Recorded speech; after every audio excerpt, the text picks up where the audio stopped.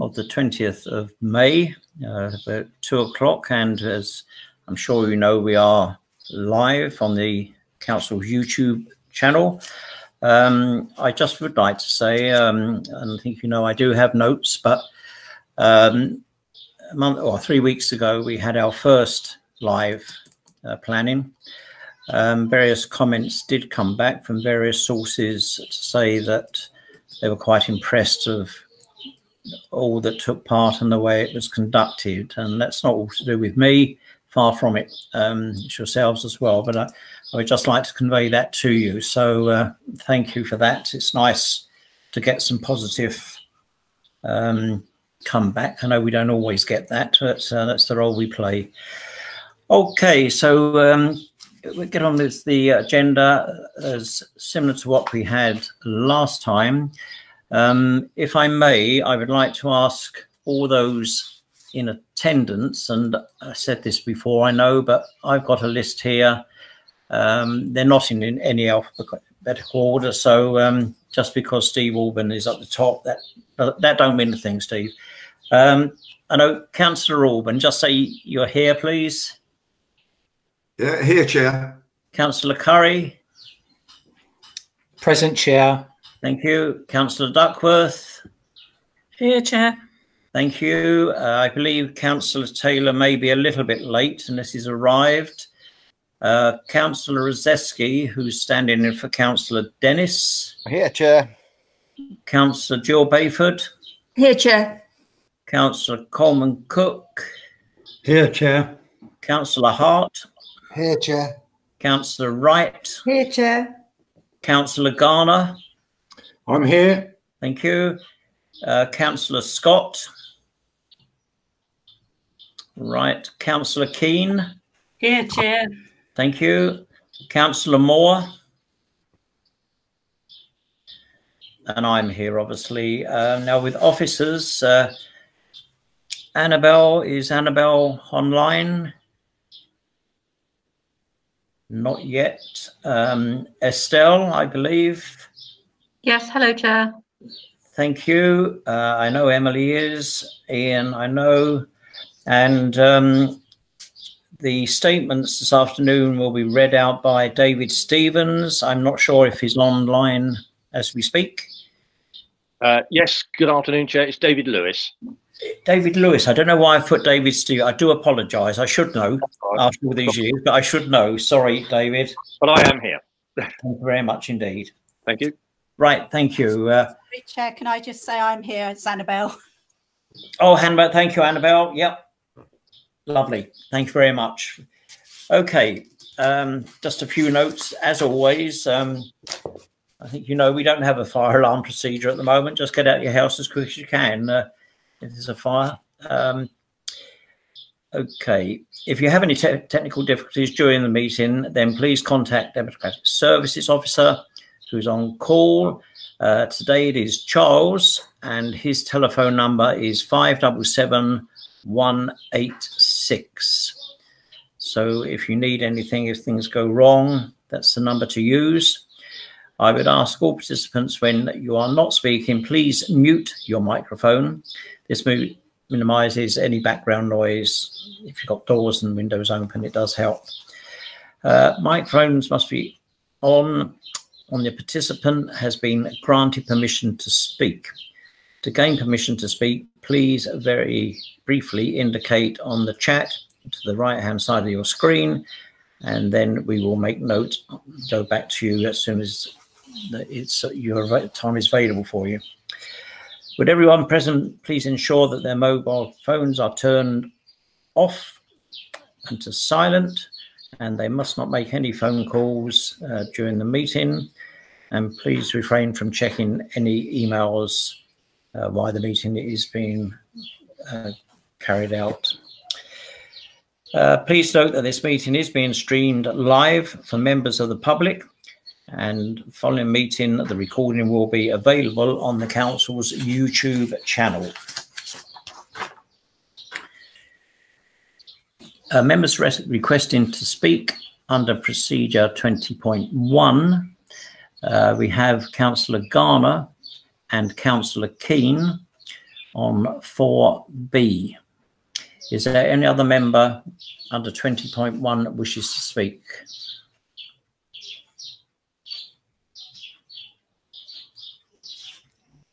Councillor Whitehead, I see, has come up there. Is that under 4?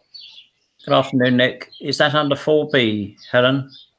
I've been asked to speak in relation to F/TH/19/1137 as of this morning. That's McDonald's, the McDonald's application? Yep. Thank you. The following applications have been reserved for public speaking. Would members please note that agenda item 4A, agenda item 4B, agenda item 4D, and agenda item 4E. So there'll be a statement read out on those items. Agenda item 1 is apologies. We do have apologies from Councillor, never get his name right. Lost him. Oh, Councillor Taylor.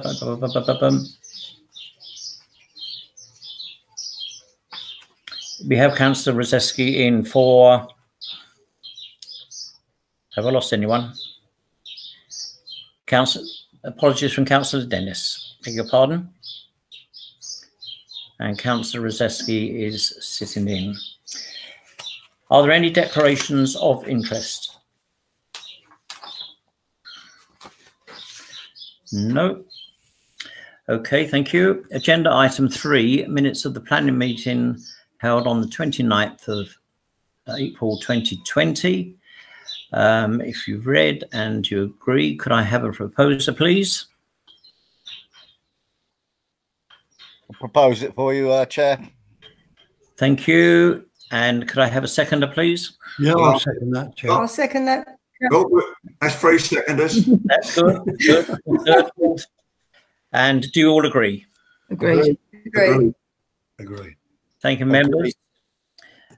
Point of information, I'm going to hand over to Mr. Livingston now regarding agenda item 4B, the David Copperfield at Westwood Road, and 4C, 14 Suffolk Avenue, Westgate.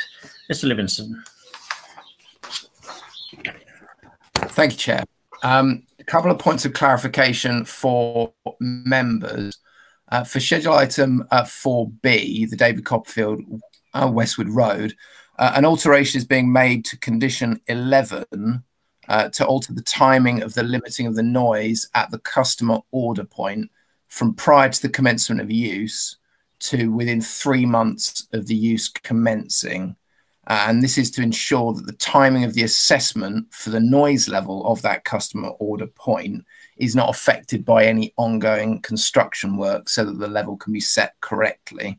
So therefore, condition 11 would now read, within 3 months of the commencement of the use hereby permitted, the noise level of the customer order point speakers at 0.5 meters shall be limited to no more than 82 dB LAEQ 1 minute. This shall be commissioned by a suitably qualified acoustic consultant and a report issued indicating that this has been met, including an acceptable management method for ongoing maintenance of this limit. The report should be submitted to and approved in writing by the local planning authority, and the customer order display facility shall be implemented in accordance with the approved report and thereafter maintained. And the ground of that condition is to safeguard the residential amenities currently enjoyed by the occupiers, excuse me, of nearby residential properties in accordance with policy D1 of the Thanet local plan. And that condition has been agreed by the council's environmental health team. Also, to correct an administrative error on condition 2 on that same item, currently it states that plan 40D would be approved, and that should be 06D, and this is also corrected.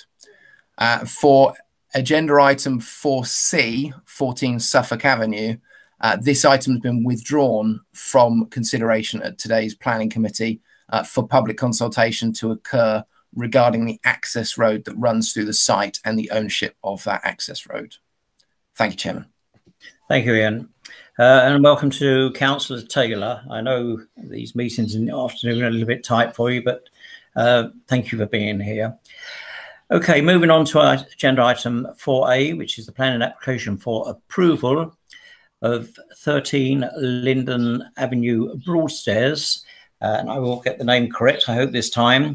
There is public speaking on this application. And if I could ask Mr. David Lewis to read out the public speaking statement, which is in favour of the application, which came from Mr. Beasley. David.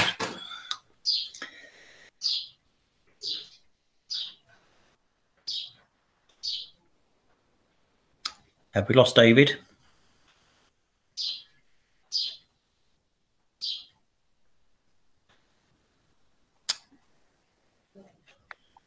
Mr. Stephen?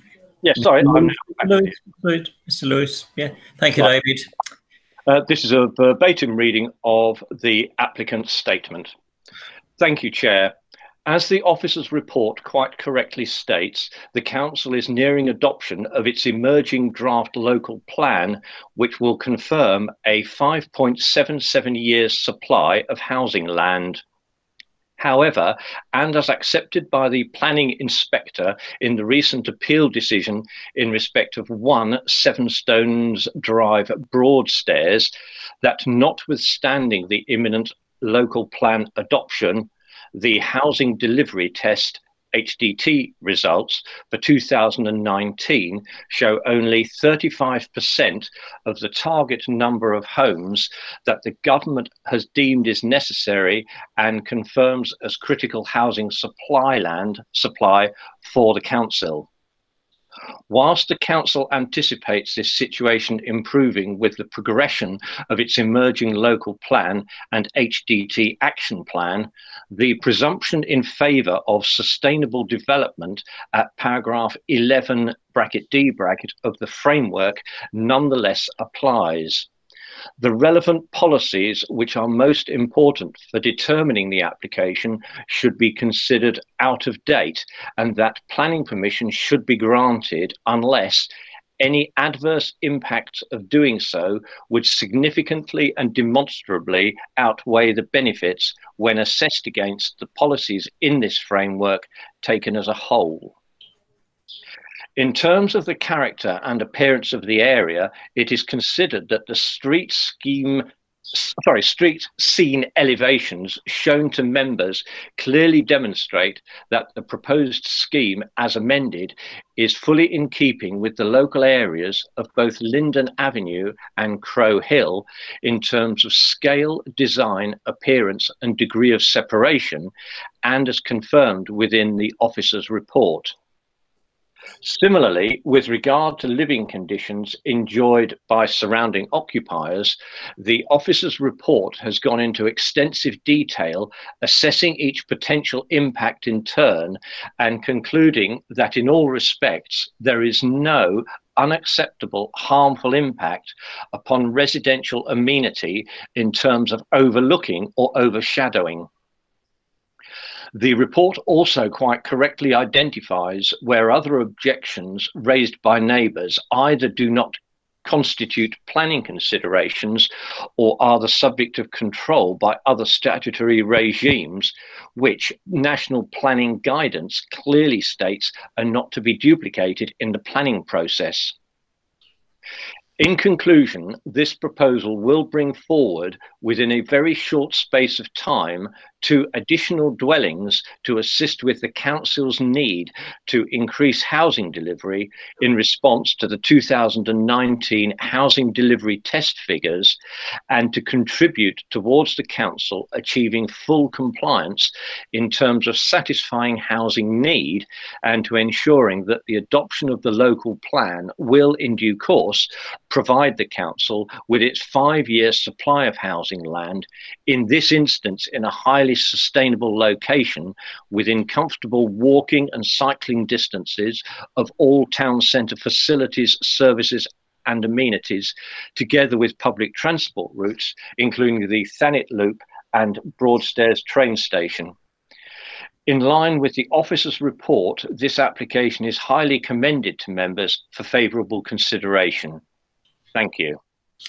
Thank you, David. As members gather, that was a statement read, which was written by Mr. Beasley in favour of the application. I'm going to ask David to read a further statement raising points of concern from Mr. Waller. Thank you, David.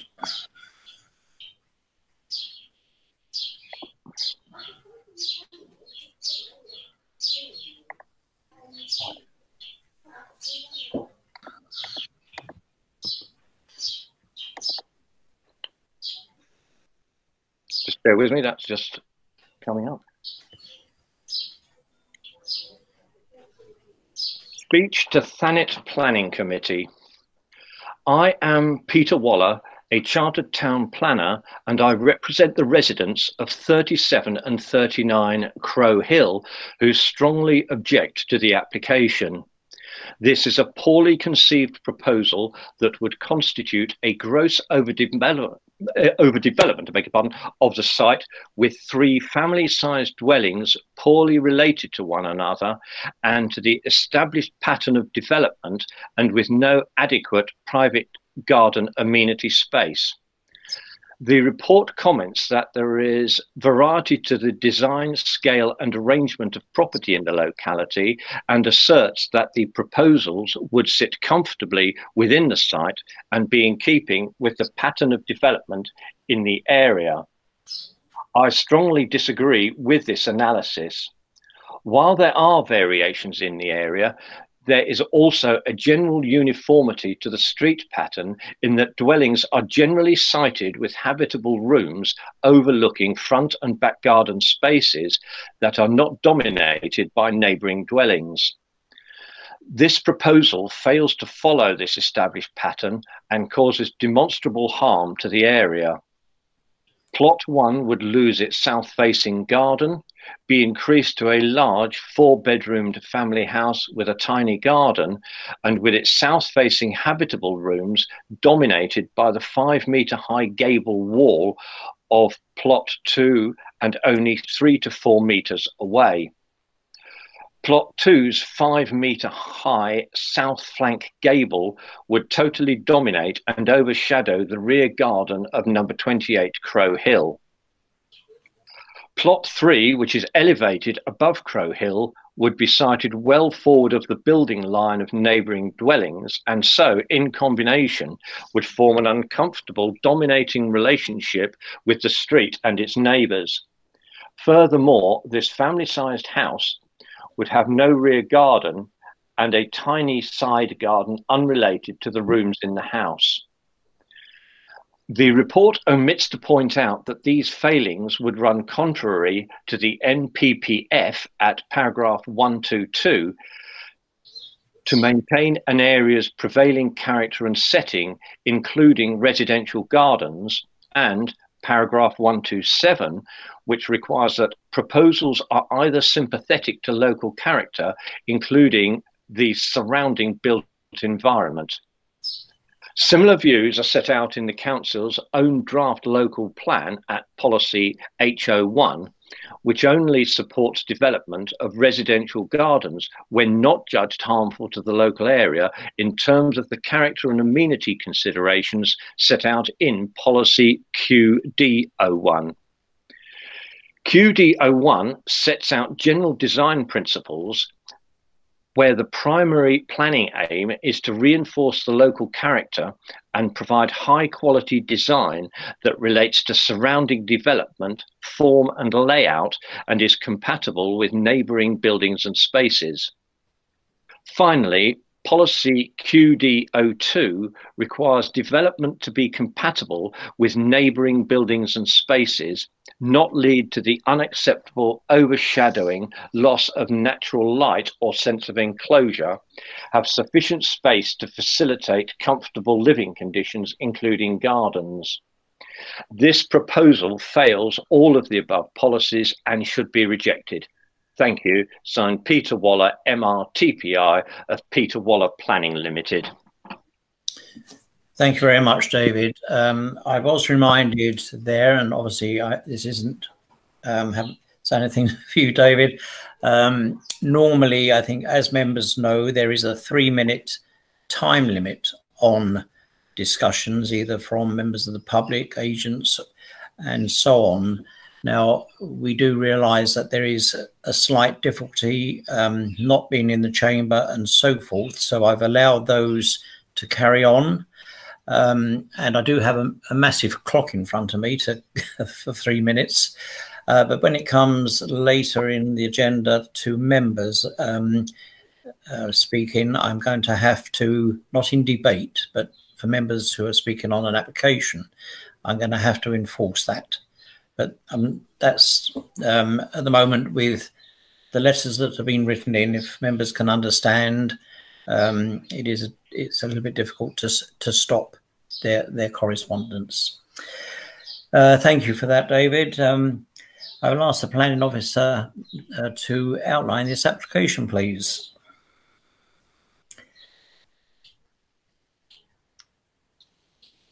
Thank you, Chair. I'll just try and present my screen to you. Thank you, Annabelle.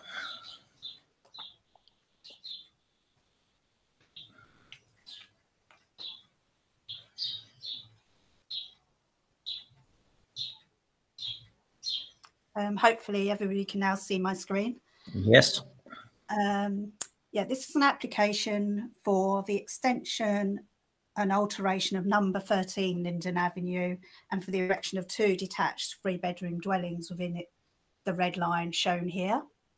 As you can see from the screen, it's an irregular shaped site, application site, with frontages to both Linden Avenue and Crow Hill.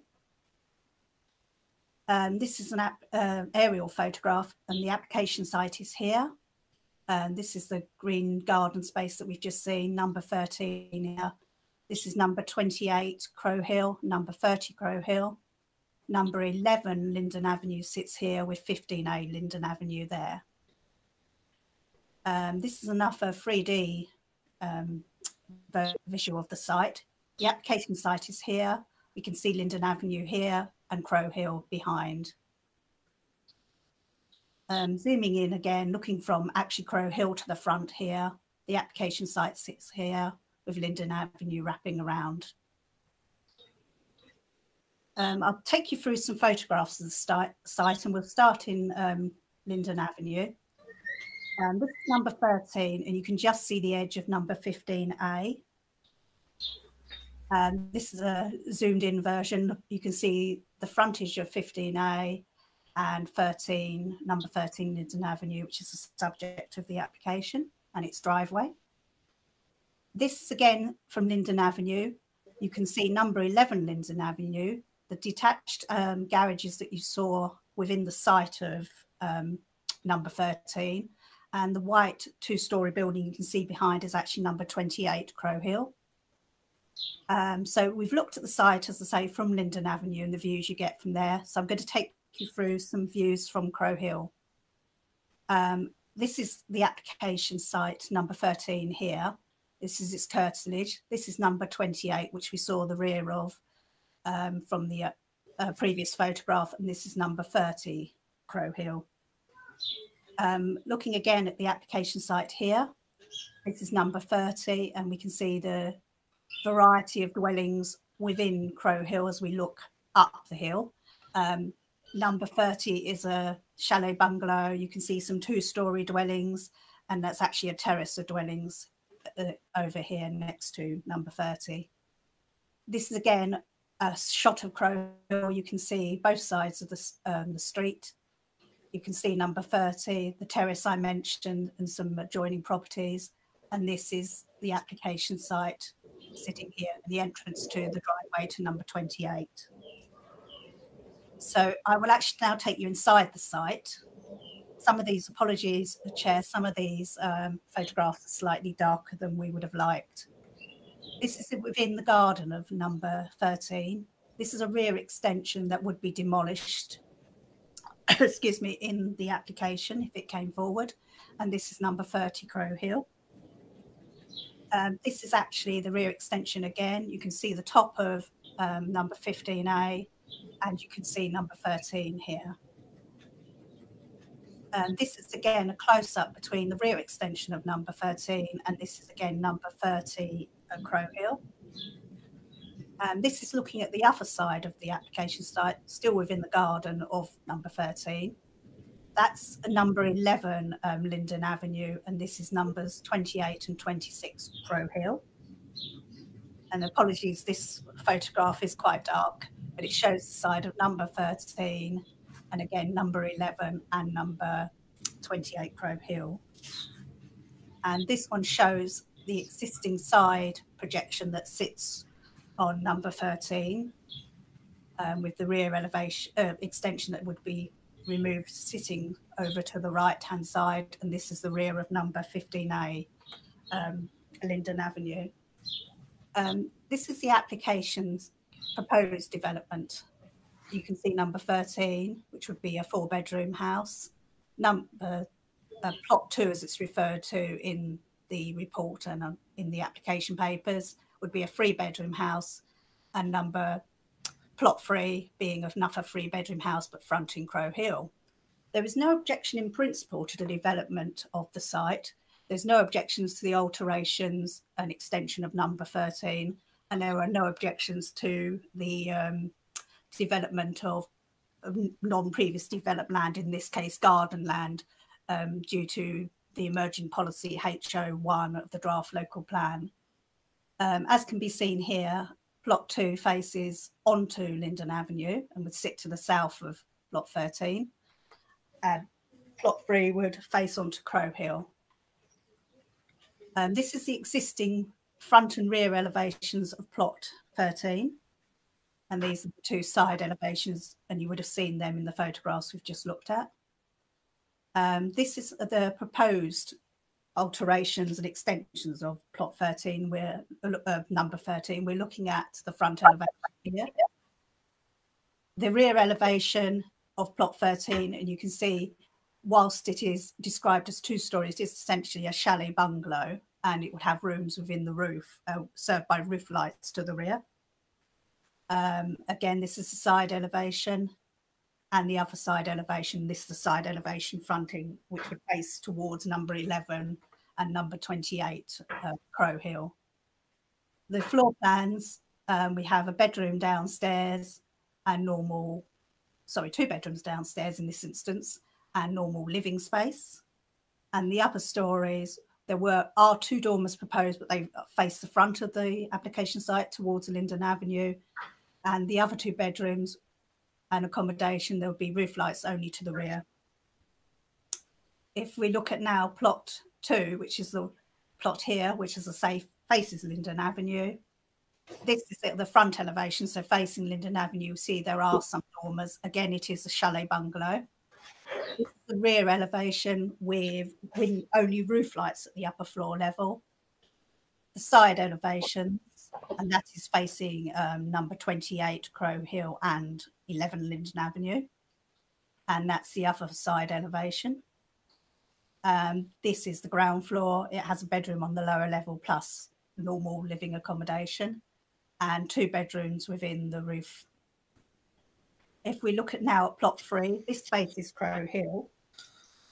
And again, we have the front elevation with dormer windows and a chalet bungalow style building facing onto Crow Hill. This is the rear elevation, again with the upper floor only served by roof lights. We have the side elevations and the other side elevation, and that would be the side fronting number 28 Crow Hill. And then again, we have the ground floor layout, where again has a bedroom on the ground floor as well as a living accommodation, and the 2 bedrooms in essentially the roof space there. So it has been noted that some concerns have actually been raised about the properties and their impact and how they relate to the surrounding area.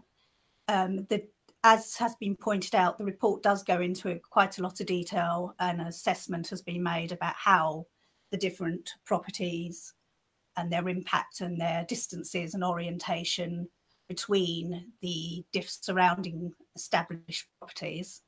And it is considered that from officers that due to amendments that have been made and the angles and orientation and distances involved, that there would be no adverse impact from the on the residential amenities of adjoining occupiers from these developments. For example, plot 2 was slightly larger originally and slightly less angled from number 28 when it originally was submitted. So, for example, it's been made smaller and it gives a bigger distance between number 11 and number 28 Crow Hill. So also has been noted that concerns were raised about the impact of the size of the garden spaces and amenity spaces that have been provided for the units.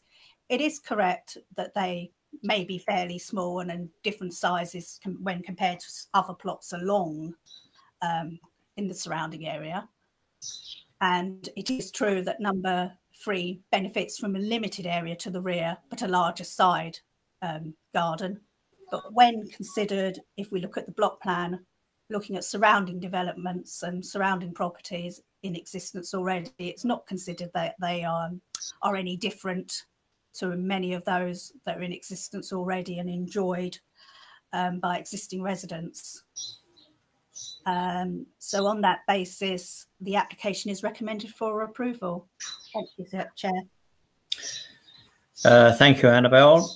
I move that the officer's recommendation is adopted. Could I have a seconder, please? I'll second that, Chair. Thank you, Councillor Coleman-Cook. Members, obviously you wish to debate this application. Do I see any signs of... Chair, if I can, sorry, I should have put on the chat, but I'm happy to speak on this, please, Chair. Yeah, don't worry, Councillor Orban. Yes, please carry on. Yes, thank you, Chair. For once, I'm actually happy with the officer's report. I don't think that there is any demonstrable harm caused to the adjacent properties. The development in itself, I think the design is totally acceptable. Both in height and adjacent to the neighbouring buildings, and on those issues, Chair, I am happy to support the application. Thank you. Thank you, Councillor Orban. Councillor Keane.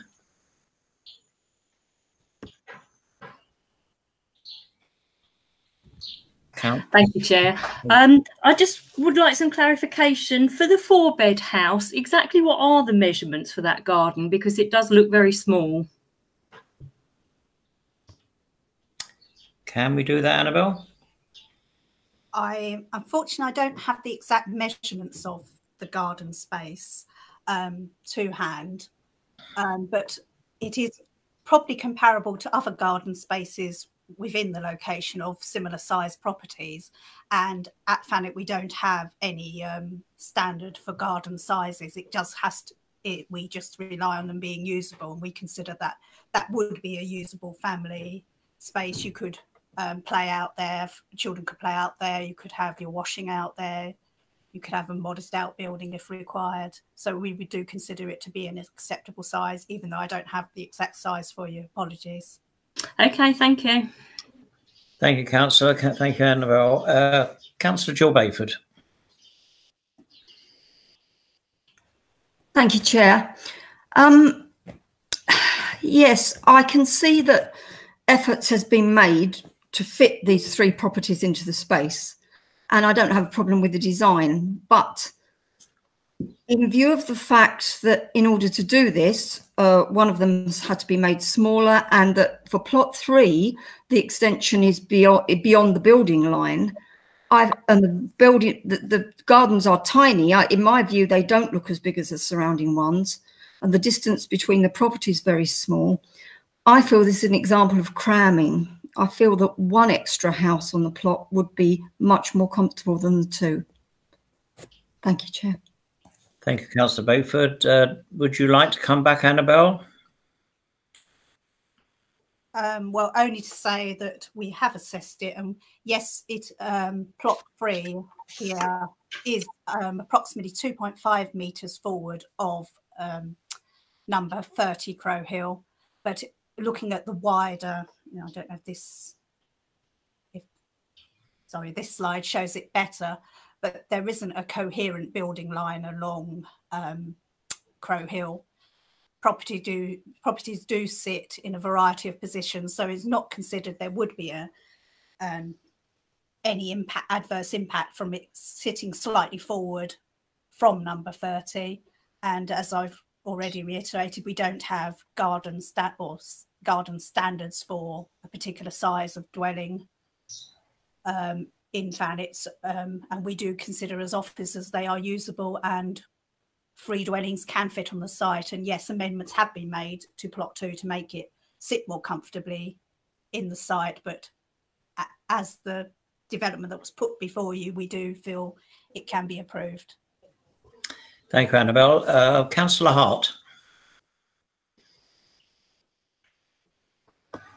Thank you, Chair. I must agree with John. I do think that the plots are the houses are slightly crammed into the plot. And do you think that this has been brought up, that we don't have a gardens policy in the planning, and that should now be amended so that we do have, and then properties can adhere to some sort of garden standard? Councillor Hart, I will jump in here if I may. I think, please, we've got to stick to the point here. Obviously, that could be looked at another stage.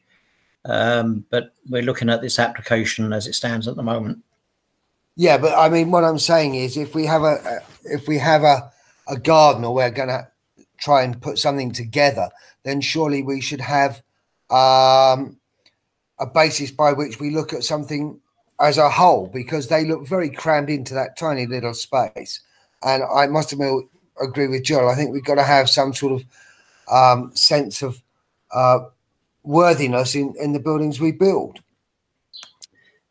I take on board, Councillor Hart, what you're saying, but I think at another, we speak to officers. I do understand what you are saying, so I'm not pushing you away, but I do understand exactly what you're saying there. Okay. Councillor Rozeski. Thank you, Chair. Yeah, having looked at these plans now and everything, I'm inclined to agree with Councillor Bayford. This does seem to be a bit of overdevelopment. Possibly 1 on the site would have been adequate, but 2 is really pushing it. It does leave very small gardens and barely any room to move around the houses by the looks of it. Certainly seems that they've gone forward of the building line in Crow Hill also, and it's just not in character with the whole area. So personally, I don't think I could vote for this. Thank you. Thank you. Councillor Garner. Thank you, Chair. Do you think the officer could just show us the map of the houses with the gardens again, please? Because I'm just trying to, I heard what she said about there being a number of other gardens in the area similar. Just bear with us a moment, please. Yeah, no problem. There was a number further out that showed a much wider area with all the gardens. Bear with me. Yeah, no problem. Yeah, thank you. Is this the plan you wanted? Yeah, that's the one. So, I mean, I do know the area quite well because I walk up and down that road. I have been for my daily walk to Stone Bay. And further up, I have noticed 1 or 2 gardens that would be similar to the ones that were proposed. But looking at that map, all of the houses there with the gardens, as far as I can see, have got quite similar type size gardens out the back. Not sort of higgledy-piggledy ones, a little bit at the side and a little bit at the back. That's my only comment, really. Thank you, Councillor Garner. I believe Councillor Orban wishes to come back. Yeah, thank you, Chair. I think I'd just like to say that I think that members mustn't get too carried away with the garden. The officer's already said that there is no policy, there are no guidelines in relation to the size of gardens. So I think if members were likely to want to refuse on that basis, I think you'd have a very difficult situation at appeal. Also, Chair, I just wanted to remind members that a while ago we had an application for a row of houses in St Peter's, where I personally questioned the size of the gardens, which were minute in comparison to this development, and members were happy to accept that. So I just wanted to make that comment. Thank you, Chair. No, thank you for that, Councillor Orban, and I feel the same, and that's, you know, I think at this present time to go into the situation of garden size isn't the correct time. We're dealing with an application here.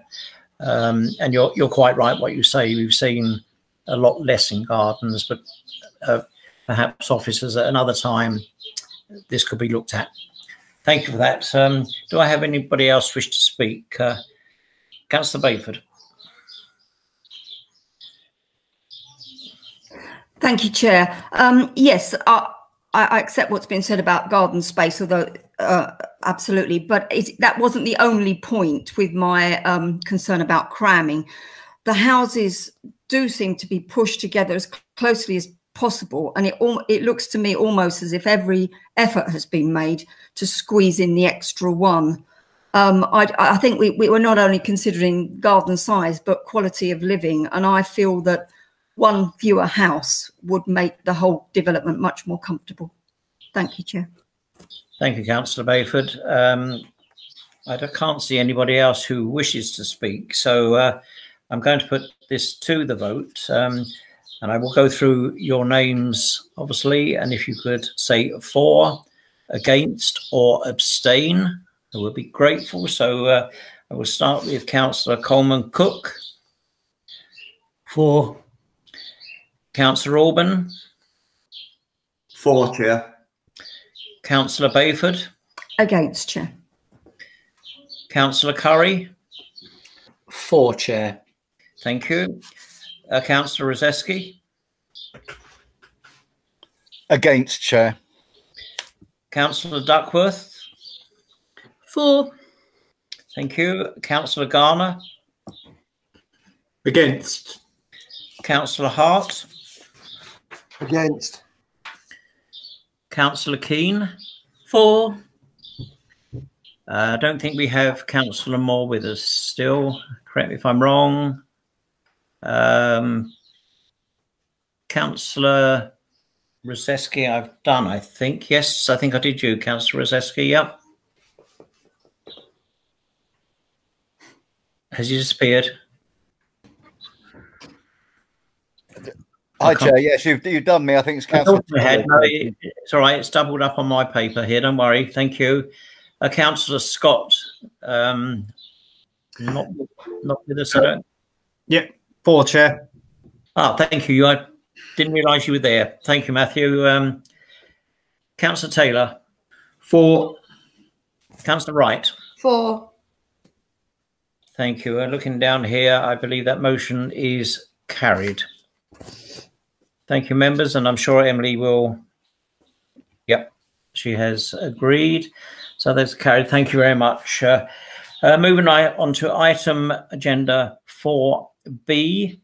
There's several statements to be read to you here, which I'm going to go back to David. The officer will read out a public speaking statement in favour of the application from a Mr. Fox. So, David, if you can do that, please. Thank you, Chair.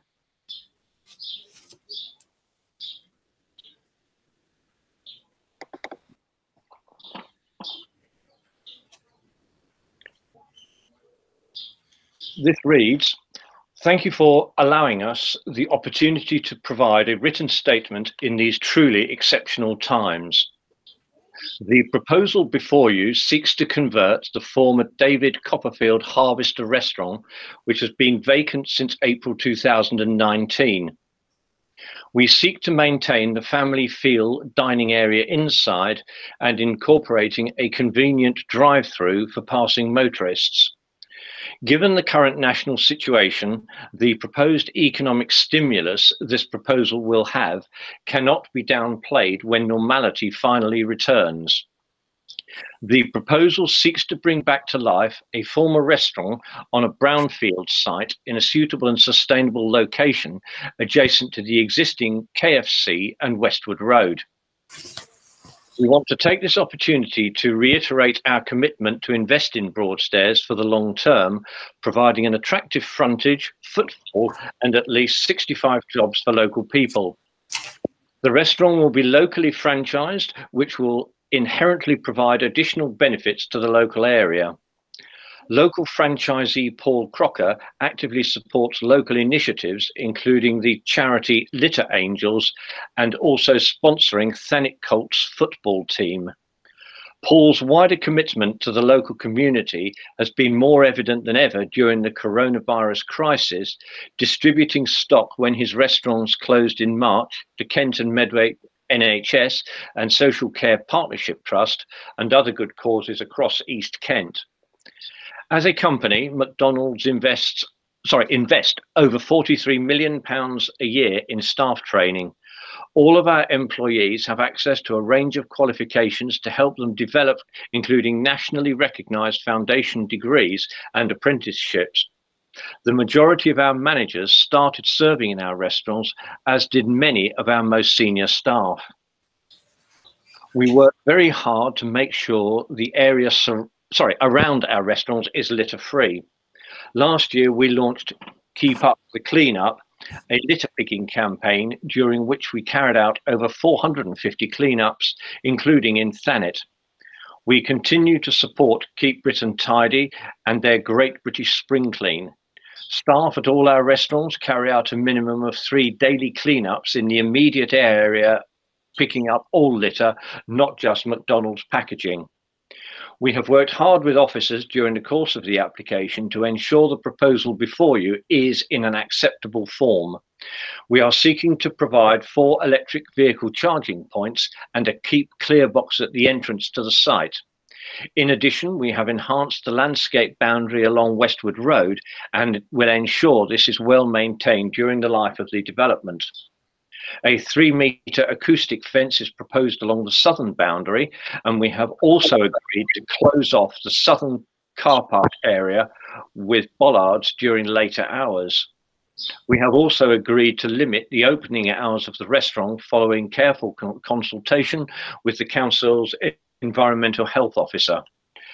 There are many benefits that the proposed scheme will bring, and we are excited to bring the former David Copperfield back to life, providing a significant economic investment into the whole area, which will provide a range of benefits to the local community. We are pleased with the officer's recommendation, and we trust you can now support the application. Thank you. Thank you, David. I'm going to ask David now to speak on behalf of Ms. Mackenzie, who is raising points of concern.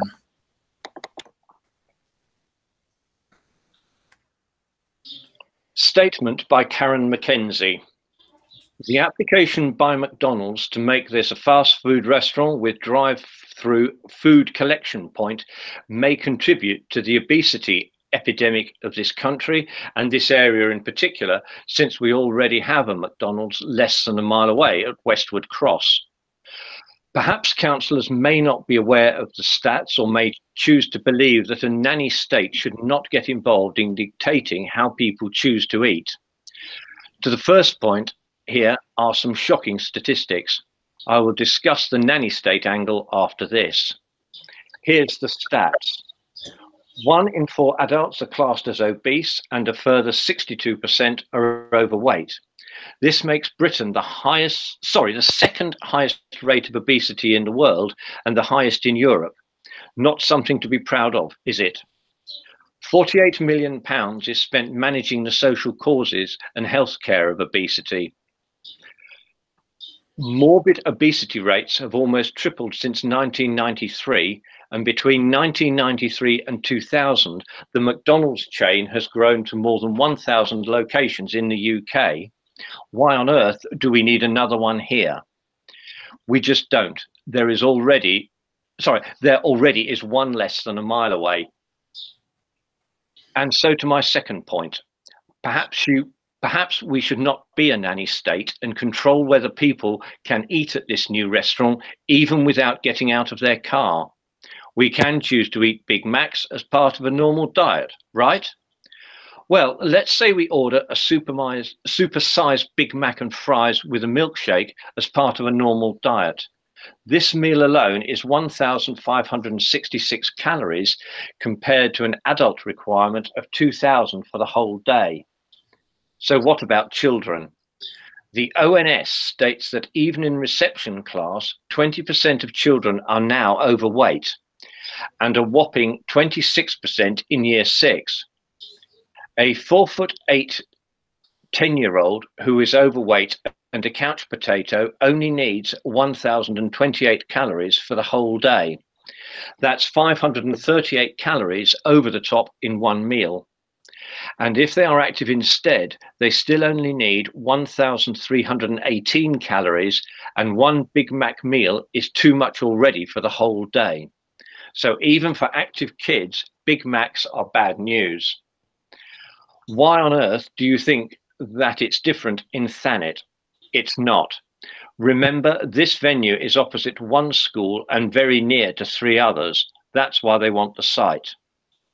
Undoubtedly, it's a choice to eat at McDonald's, but the food is very cheap and is attractive to kids who are unable to make sensible decisions for themselves. And since only 13% of the population in the country are normal weight, it seems adults are finding that decision difficult too. So in conclusion, I would remind councillors that you are in a position to help improve the lives of the people in Thanet by considering the wider impacts of granting this application. People can still choose the KFC drive-through next door or go to the McDonald's and Westwood Cross if they want. But we really don't need another temptation directly opposite a school and really near to others. Please refuse this application.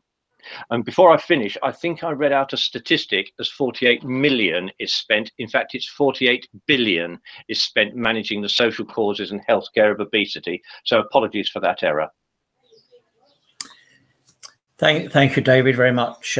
Once again, members, as you gather, that went over 3 minutes, but we have allowed, I have allowed the statements that have been sent in via email or letter. It is a difficult one to stop, and I think we've all learned something with that last comment. Speaking under Council Procedure 20.1, Councillor Whitehead.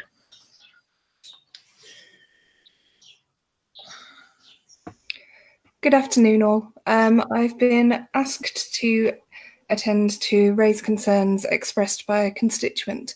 Would it be appropriate to read her statement at this point? Yes, please. Okay.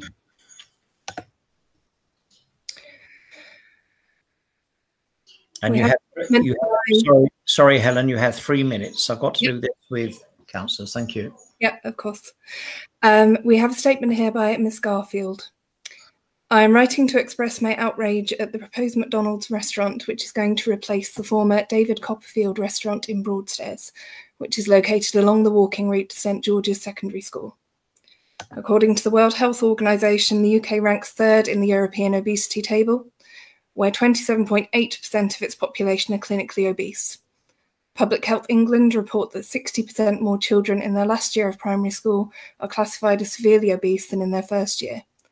Indeed, Jeremy Hunt, our former health secretary, warned that UK school children were now fatter than those in America. Furthermore, the trend continues. 3/4 of men and 2/3 of women will be overweight by 2030. A report in 2019 highlighted that the towns in Kent had the most obese children. New figures from the Child Measurement Programme revealed that 504 children of Year 6 pupils in the area were classed as overweight or obese, representing an astounding 37% of the total. In Thanet, 14% of children aged 10 to 11 are classified as overweight, 20% as obese, and 5% as severely obese. These figures are alarming and show no signs of abating. The NHS Chief Executive Simon Stevens said obesity is a dangerous public health threat for our children, leading to a string of serious illnesses. These appalling figures show that we are clearly not on track to meet the government's sensible goal for halving childhood obesity. Professor Dame Parveen Kumar, Board of Science Chair of the British Medical Association, said that it's a tragedy that so many children are being exposed to and tempted by junk food, jeopardising the healthy start in life they deserve. In a similar vein, a report by former Chief Medical Officer Professor Dame Sally Davies has called for tougher action on obesity, saying that snacks should be banned and called for tighter rules on advertising and takeaways. As a nation, we are all aware of the associated health risks attributed to obesity. Our council have a duty to do the right thing. If we care about the health of our children, we need to protect them from the sources of harm that could damage their health. Citing a fast food chain restaurant on the doorstep of a school is irresponsible and morally reprehensible. As a society, we must endeavour to do the right thing, even if it may be seen as unpopular with certain members of the public. I very much hope all councillors will take heart of what I have said, consider the consequences, and vote against the decision to install a McDonald's restaurant at this site. At a time when the Prime Minister has stated there is an urgent need to tackle Britain's obesity problem, the granting of another fast food burger and chip chain close to a school is not conducive to attaining this, and she wishes to support Mike Garner in calling in the application. And that's a statement by Ms Donna Garfield.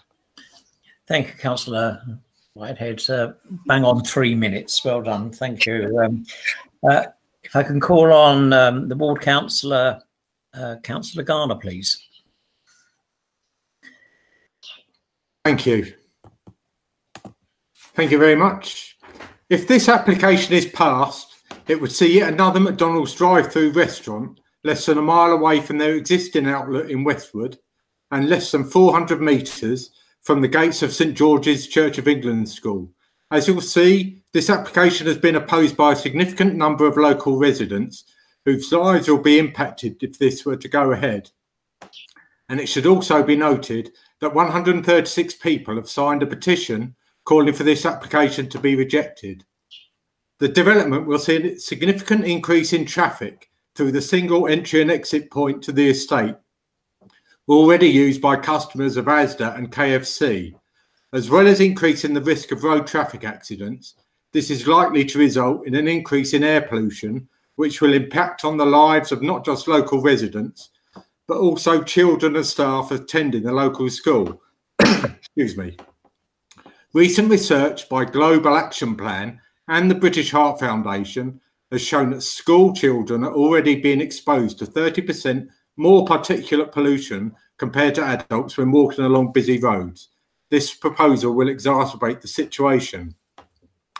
The development will likely see an increase in antisocial behaviour in the area, as noted by Kent Police in their submission. And I'm surprised that a number of their recommendations seem to have been ignored in favour of relying solely on the installation of CCTV cameras as the main method of deterrence. The development will see an increase in both noise levels and food odour levels from the site, neither of which can be controlled to an acceptable level to satisfy either policy QD03 of the draft local plan or policy SE06, despite the recently proposed 60 centimetre increase to the height of the proposed fence bordering Runsfield Road houses.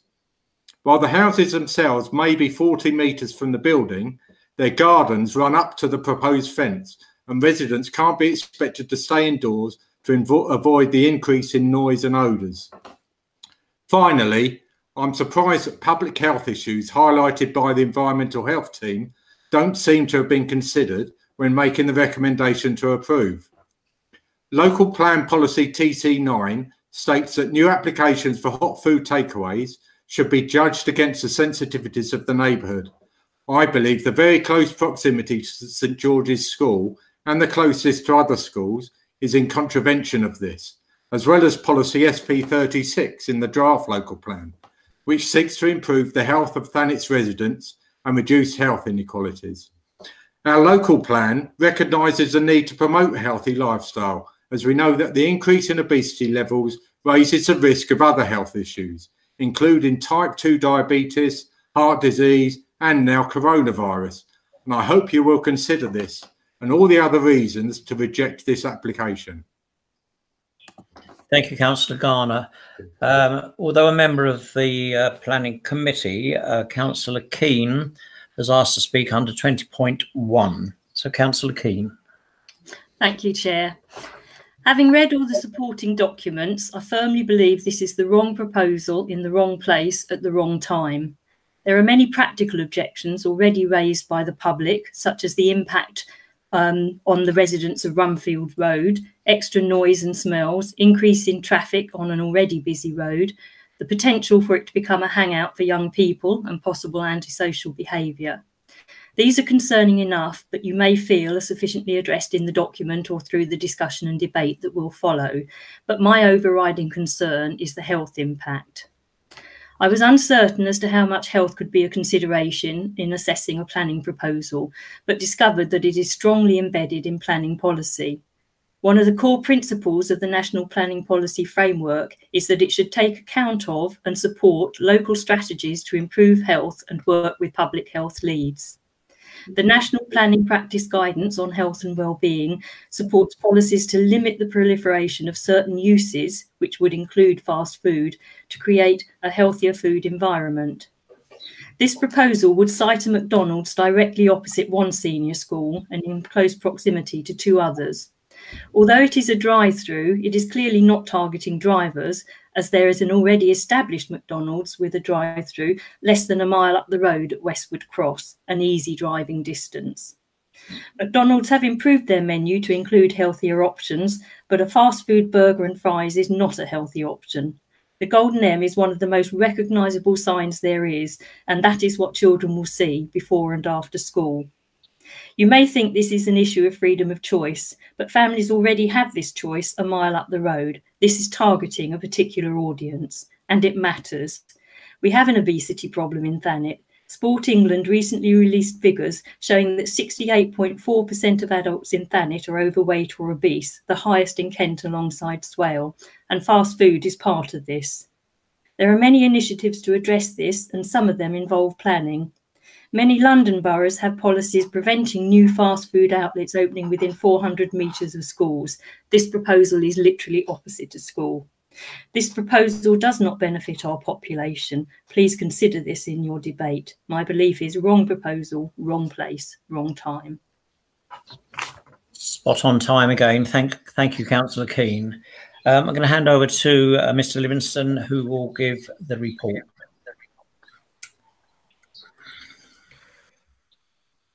Thank you, Chairman. I'm just going to present my screen now.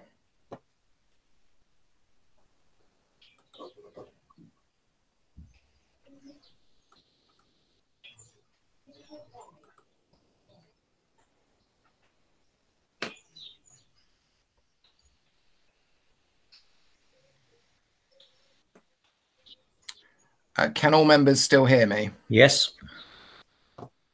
Excellent. So the application is for the change of use of an A3 restaurant to a mixed use A3 and restaurant and A5, which is hot food takeaway, with external changes to the building, including demolition and a single-storey extension, reconfiguration of parking and road layout, as well as new boundary fencing. So the site is outlined in red on the Westwood Road.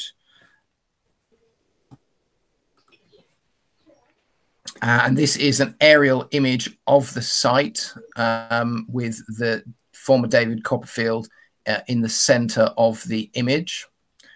So the main issues for members to consider with this application are the principle of development, the impact on the living conditions of neighbouring properties, the impact on the character and appearance of the area, impact on highway safety, and there are another of other matters that have been raised by the speeches this afternoon. Just to note that we've received a couple of additional objections to this application since the agenda was published, and they raised the queries about the question of need for the hot food takeaway element, and public health concerns, which I'll come on to in the presentation. So in terms of the location of the development, it sits adjacent to an existing hot food takeaway restaurant, which is the KFC, located just the right-hand side of the image. Just looking at some of the sort of isometric views of the site location. So you can see Rumsfield Road is behind the site, so you can see the residential area. On the left-hand side of the image, you can see the car park, which is for the Asda store. And then going round to the other angle, you can see St George's School, which has obviously been mentioned in on the right-hand side of the image, and the Christchurch buildings to the top of the image there. And then this is just a view from looking from Rumsfield Road. So you can see the back of the existing David Copperfield building. And opposite the site, you have the open fields, which is part of the green wedge between Margate and Broadstairs. So just to go through some photos of the site. So this is a view from Westwood Road of the existing building. Then looking back towards the site from further along, closer to St George's School. So you can see the KFC property in the background there. I'll take you through the external alterations in a little bit when we look at the plans, but just to note that there's a demolition of this element here, as indicated by the mouse pointer, as well as the gable-ended single-story extension here, with a single-story extension on this elevation of the property proposed. And this is a view from further on down Westwood Road of the building in situ. This is just another image just showing the entrance to the existing building on the front of Westwood Road. So now I'm going to go into the site. So looking at the from actually within the access road that leads into the site. So this is a view of the back elevation of the building. So you can see that the cladding's actually changed colour as you go round to the back of the building. And there's one of the previous entrances used for the David Copperfield on the left-hand side of the image. And then turning to the left to look at the other end of that elevation, that is the current building in situ. And then turning again to the left, this is an existing car parking area that currently serves sort of an overflow parking for both the David Copperfield and also for KFC. And in fact, you can see that there's a refuse bin there from KFC in it. And you can see at the moment, this is open and accessible at the moment with CCTV in it. So just showing some of the views of the road network just around this part here, because one of the issues that members to consider is the impact on highway safety. So this is a view from further back, looking at the access road that leads to both KFC and the existing David Copperfield building. So the car park that we were just looking at is on the left-hand side here in terms of the access. And then just to turn to the right, so you can see again the KFC building. And then this is a view looking from the access road with KFC off to the left, looking back towards the junction with the internal road that leads to Asda. So some members may be familiar with that, but just to give you the context of what's being looked at. So in terms of the existing site, this is just showing the extent of the building on the site at the moment. And in terms of the proposal, what's proposed to occur is the demolition of the element on the corner, as mentioned, with then a single-story extension that would come out to effectively serve the restaurant's kitchen facilities. So as you can see from this plan, what's being proposed is to create a drive-through route around the building, which would run along the back of the boundaries of Rumsfield Road and also along the side of the restaurant, for wrapping around and back into a parking area. And the overflow parking area would be remodeled with new lines being painted in terms of the parking allocation for that area. So just to pick up a couple of the points that have been raised, looking at the principle of the development, I think it's important to state a few points. One is that in terms of an application being made, it's not a consideration for the local planning authority about the intentions of an applicant. And I think that's just important to state that in terms of for members considering this application. The current premise is a commercial property in a small retail park element, which is obviously, and it's also adjacent to a hot food takeaway. And there is no requirement when you're changing the use from a commercial premises to another commercial premises within the retail use classes. There's no requirement under local policy to require any sort of sequential test or a test of need for the development. So in terms of the proximity to this site of an additional restaurant by the particular company, that's not a matter that's enshrined in planning policy for a consideration for members as a negative against this application. And also, whilst McDonald's are the applicant, it's for members to consider the use proposed, particularly the restaurant and hot food takeaway elements and the impacts of that use. And so it's about considering the evidential impact of that use and not the brand itself. In terms of picking up the particular points and concerns that have been raised by speakers and also in the comments that the council has received, the site does sit in close proximity with St George's School, as well as obviously to the right of the image that you can see the Dane Court Grammar School. And this is picked up particularly in the report in terms of considering the public health impacts. Now, this is looked at by a number of local authorities by when there are particular specific locations where there are public health issues and there is a concentration of uses in close proximity with a school in specific areas of deprivation. And what local authorities are required to do under the National Planning Policy or Practice Guidance is effectively put forward planning policies to control certain uses in those areas where it's a particular issue. In this instance, there is no local plan policy with regards to a specific restriction on hot food takeaways in this location, and therefore it needs to be considered on its own merits and on the basis of that evidence. It's not the view of officers that this would result in over-concentration of hot food takeaways. There is obviously a hot food takeaway directly next door, and this is in a small retail park area. So the actual principle of a commercial use in this area is considered to be acceptable. And as mentioned, in terms of the specific concerns that have been raised with regards to obesity, there is no planning policy restricting the location, and the development is not considered to result in a demonstrable harm to public health in this particular area. This particular area is not, the ward St Peter's is not a deprived ward in terms of the indices of deprivation, and it's not considered that there is a location-specific harm that this would cause. But it has been considered, and it is noted, obviously, the proximity to the school, and this has been taken into account. However, it's not considered to result in sufficient harm or an evidential harm to result in a refusal of the application.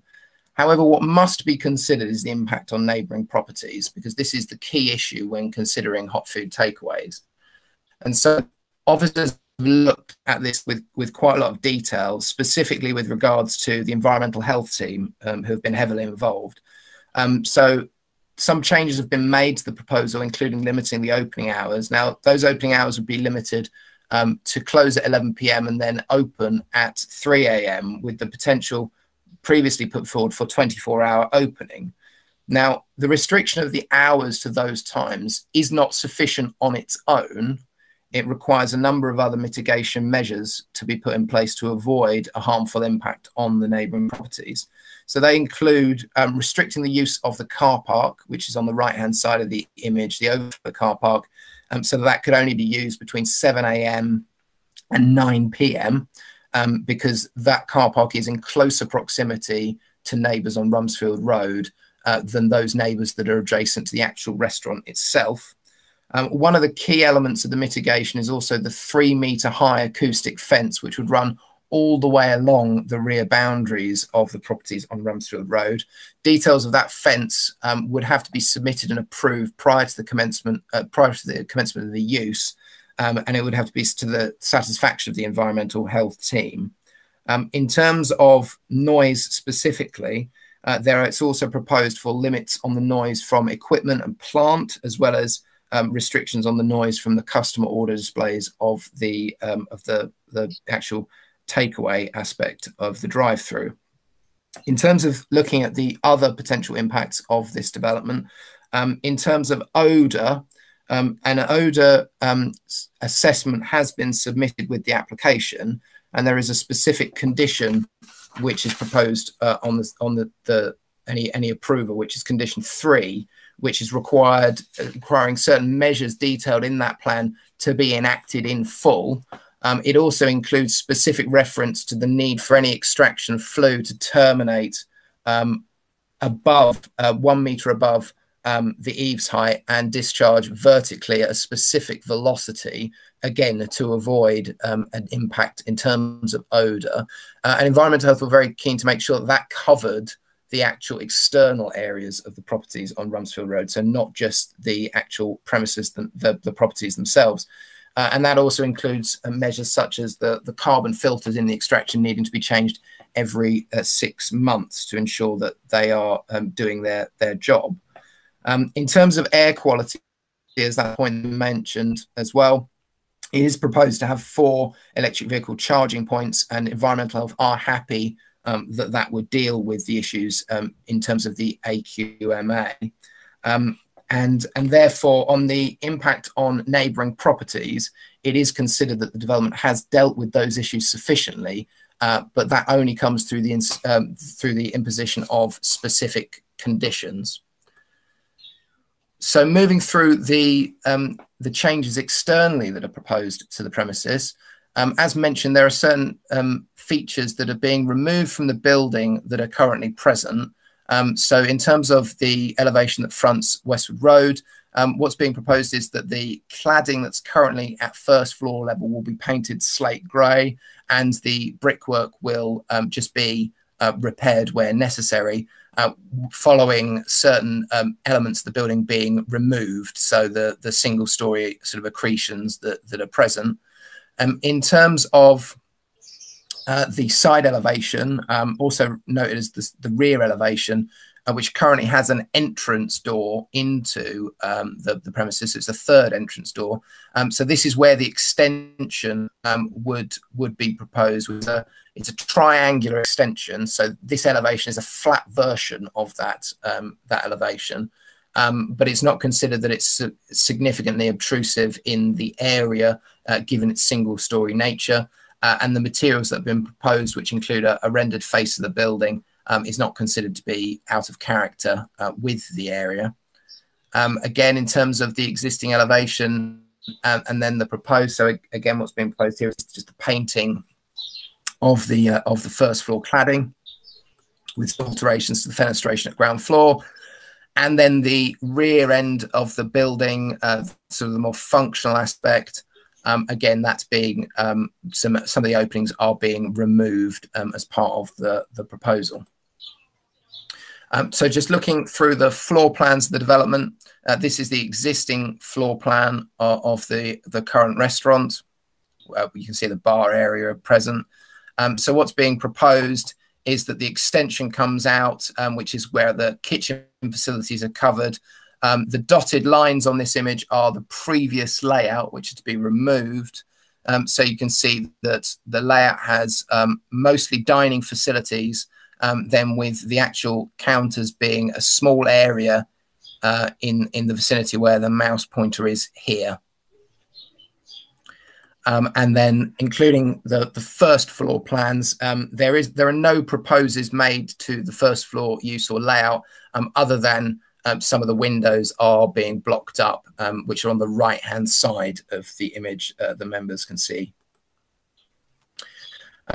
Just to pick up a couple of other points, particularly with regards to highways, concerns have been raised about the impact on the sort of mini roundabout that's on the Westwood Road, and KCC Highways have been consulted and come back and forth about the proposal. The requirement that's been asked for by KCC is for a keep clear road markings to be provided prior to the usage commencing, to ensure that any people wanting to turn right when coming into off that mini roundabout into the sort of retail area, that they can do that unobstructed. And KCC Highways have looked at the evidence around there and consider that is sufficient to avoid significant backing up at particular times in the day. As well as that, the proposal is considered to provide enough car parking, and also Highways have looked at the internal layout of the drive-through to ensure that that doesn't result in any particular concerns that would impact on the network.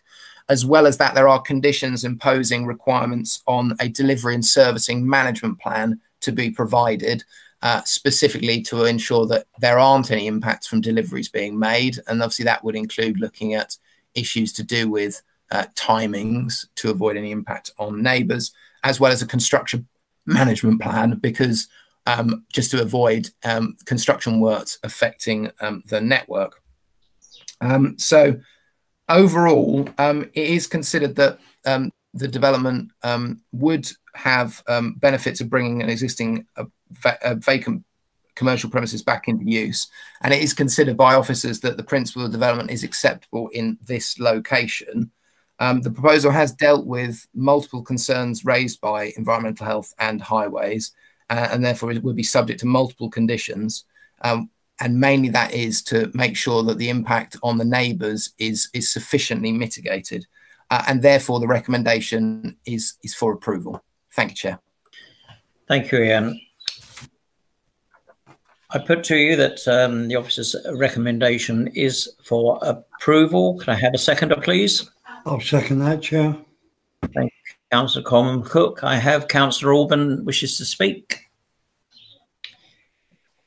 Right, thank you, Chair, and thank you, Mr. Livingston, for going through that application with us. I suppose the old David Copperfield was an eat-in restaurant and not a takeaway, and I can see the benefit of having a further restaurant there, whether it be a takeaway as well as eating in. Initially, they're saying there could be up to 65 jobs. I don't take too much with that. Probably a lot of them will be 0 hours and part-time, so I'm not particularly persuaded by the job allocation. I'm also not particularly persuaded by the comments of some of the residents in relation to obesity, etc. That is a matter of choice. I don't think that's something that we could take into account here, although I do have extreme concern about the children from the school accessing the restaurant, the takeaway part. However, my main concern for this application is in relation to the adjacent residential properties and the effect that this development will have on them.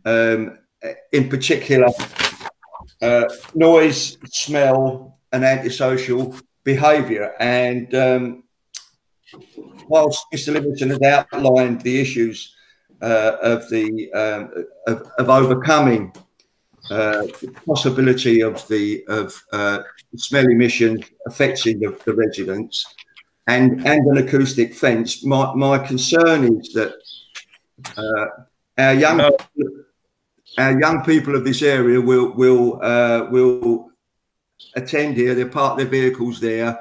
They will have loud music there. They will eat their takeaway within their cars, and it will be a meeting place.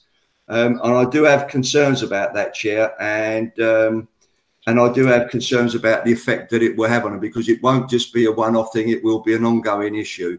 So those are my concerns, and I wait to hear what other members have to say, Chair. Thank you. Thank you, Councillor Alban. Ian, I understand you wish to come back. Yes, thank you, Chair. Just to come back on the antisocial behaviour point, I didn't actually mention this in the presentation, so I think it's worth touching on this as it's been mentioned. The overflow car parking area was one of the major concerns that was raised by both environmental health and also the police. Now, what's been proposed here is to deal with that in part through bollards, which would restrict the use, with the therefore almost opening hours that would restrict the access to that particular area. Now, at the moment, that area can be used unimpeded. And obviously, this is directly opposite an existing hot food takeaway. So it's not considered by officers that this particular use would result in an impact that significantly exceeds the existing situation that could occur from the existing hot food takeaway being present, with greater controls over that particular parking area as well through this application. Thank you, Chair. Thank you, Ian. Councillor Taylor. Well, first, I don't want to come out that we're all slating McDonald's, because I don't think, I like a McDonald's just as much as anybody now and again. On the other site in Westwood, I think that is perfectly a planned out site. You've got a good parking area. It's well accessed from everybody. The drive-through works well, and so does the restaurant. Here, I just feel, in my own opinion, another drive-through here, along with the KFC next door, is just not right. It's more vehicle traffic. And end of the day, it's supposed to be a restaurant, not a takeaway. And also, I do worry. Can I ask Mr. Livingston about the car traffic? How is there going to be not enforced, but some sort of, how they're going to police the cars that are queuing up and maybe not turning off their engines? I mean, this obviously goes for the KFC. Obviously, that's probably something in place already. But I just wondered, how is this going to be policed with the fumes that could affect the near neighbourhood? Can you answer that, Ian? Well, there isn't any form of specific policing that's been proposed in terms of the development. In terms of the impact of issues to do with air quality from a result of the drive-through, that has been looked at, as I mentioned, by the environmental health team. And in terms of where the drive-through is located, in terms of fumes affecting the buildings themselves of the neighbours, it's not considered that there's going to be a specific harm by virtue of the distance. In terms of the impact on the actual sort of garden areas, there is also significant distance for the vast majority of the gardens from the premises as well as obviously the barrier that's being created. In terms of managing the actual traffic flow, again, that's not something that is required with developments such as this. And indeed, obviously, it's an existing access used by premises, not only the hot food takeaway, but obviously the overall access road is used by ASDA, which obviously generates a significant number of vehicular movements. And so KCC Highways have looked at the movements on highway safety and do not consider that there are evidential grounds to object. So therefore, it's not being put forward as a concern by officers. Thank you, Ian. Councillor Duckworth. Yeah, I'd just like to echo some of the things that Councillor Alban and Councillor Taylor have been saying. I'm concerned about the local residents, the amount of noise that would be created, be intensified by being open really slightly less than 24 hours a day. There is that 4 hours when they would shut, but does that mean that people will be just hanging around waiting for it to open? I think there could be implications for antisocial behaviour. And indeed, generally, the emissions from fuels, even if they don't specifically affect neighbours, they're going to put up the emissions in the area, and generally that's not good for Thanet. Thank you. Councillor Curry.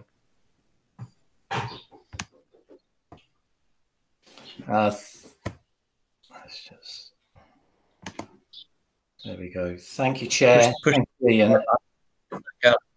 Yeah, I've looked at the residents' objections and heard members' thoughts.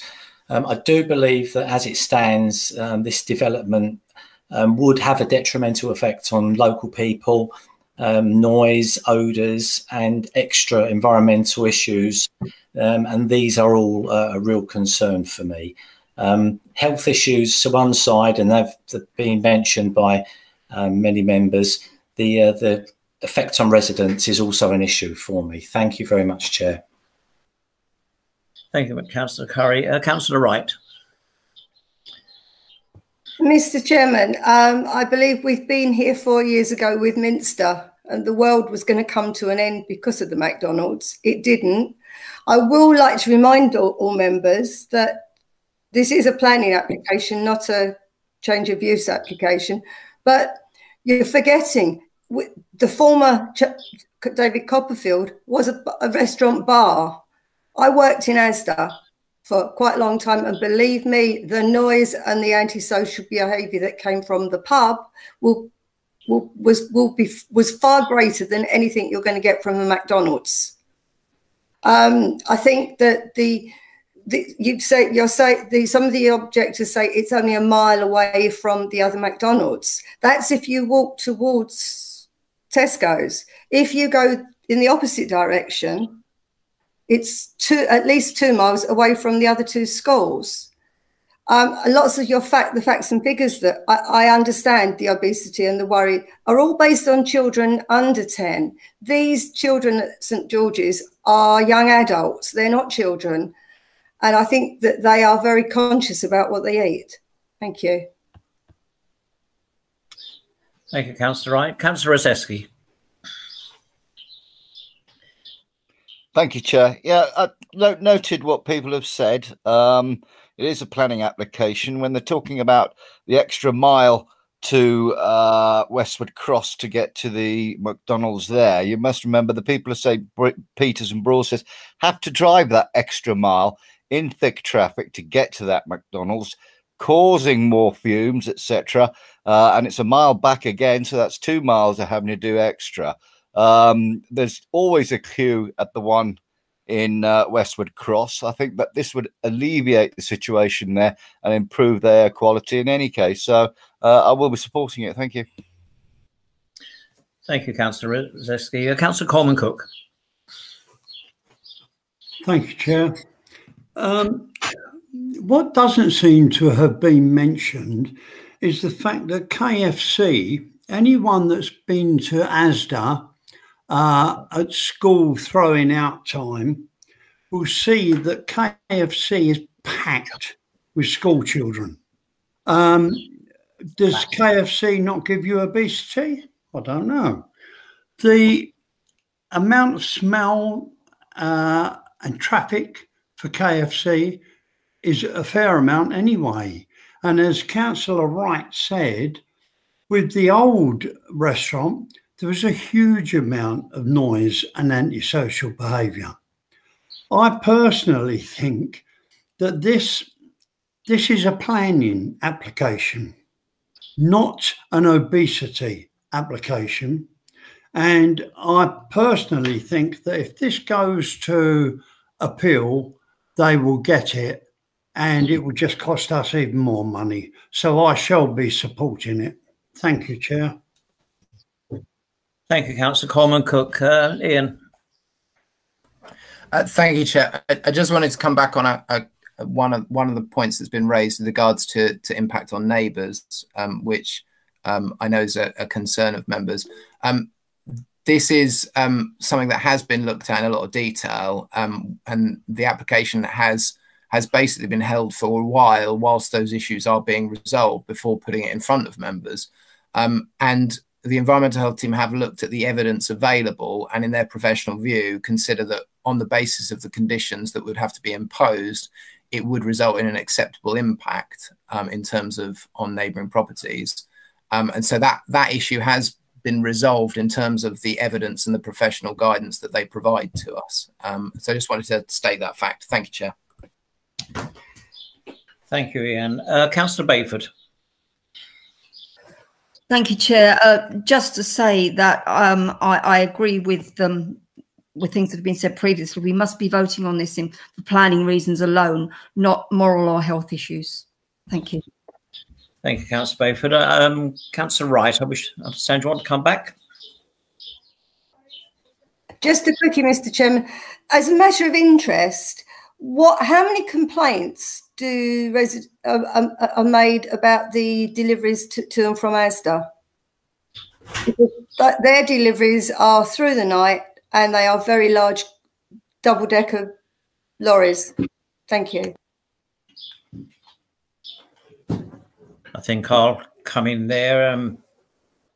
Again, Councillor Wright, I'm not sure really whether this, again, I understand, I know where the site is and so forth. I don't think this really is, regarding this application is relevant. No, it's just that the noise levels from the deliveries at Asda are through the night. They're not just, and I don't think you get very many complaints about that. So I don't see what the impact to a takeaway would have to make it different. That's all. No, I totally understand where you're coming from there. I mean, I'll pop back to Ian whether he has any comment on that. I think as a general point, obviously the existing commercial area, both KFC and Asda, clearly does generate movements throughout the day, which will include deliveries. Obviously, in terms of this proposal, what has been required again is for a delivery and servicing management plan to be provided, to be assessed by both highways and also council officers to ensure that we're avoiding any unnecessary, or undue impact on residential properties adjacent. Thank you, Chair. Thank you, Ian. I can't see any other speakers at all, so I'm going to put this to you, to the vote. And I know you're aware that Councillor Garner and Councillor Keane cannot vote on this. So I run through the names once again: for, against, or you're abstaining. So Councillor Coleman-Cook. For. Councillor Orban. Against. Councillor Bayford. For. Councillor Curry.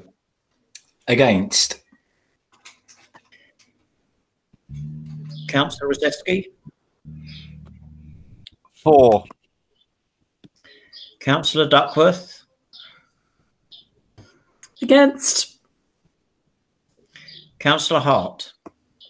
For. Councillor Moore we don't have. Councillor Scott has left. Councillor Taylor. Against. Councillor Wright. For. And I'm for it as well. So we have for, I'm looking at Emily.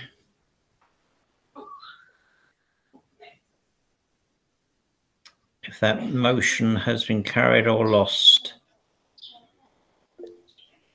The motion is carried. Thank you, members. Chair. And thank you for the debate. Sorry. Chair, sorry to interrupt. Can I have my view noted, please, Chair? Totally understand. Thank you, Councillor Orban. I'm sure Emily will do that. Interesting debate, and I totally understand what we've heard this afternoon, the concerns of, and I think all of us have had various emails from concerned people as well. So anyway, thank you for that.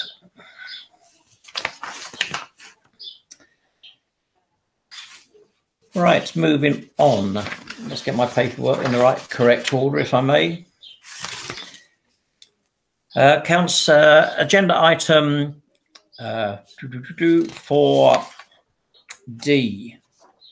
That's right, because we had a change, which is the land between Manston Road and Preston Road adjoining Manston Green Industries. This is for deferral. I'm going to ask David if he could read out statements once again. The first statement will be in favour of the application from Ms. Banks. Thank you, David. Thank you, Chair. This reads F/TH/19/0438. Mixed use residential and business development at land between Manston Road and Preston Road, adjoining Manston Green Industries, Manston CT12 5AX. Addressed to committee by Rebus Planning Solutions on behalf of Messrs Smith and Montgomery. Good afternoon. As members have been advised, the site is the subject of an extant outline permission for a mixed-use residential/commercial scheme previously approved by members of this committee. The application now before you will deliver a bespoke policy-compliant development providing high-quality family homes, including the full 30% affordable housing provision. In this regard, members are advised that advanced discussions have taken place between the applicants and a local affordable housing provider who will ensure that the 8 affordable family homes are delivered and made available for occupation prior to the delivery of any of the market homes.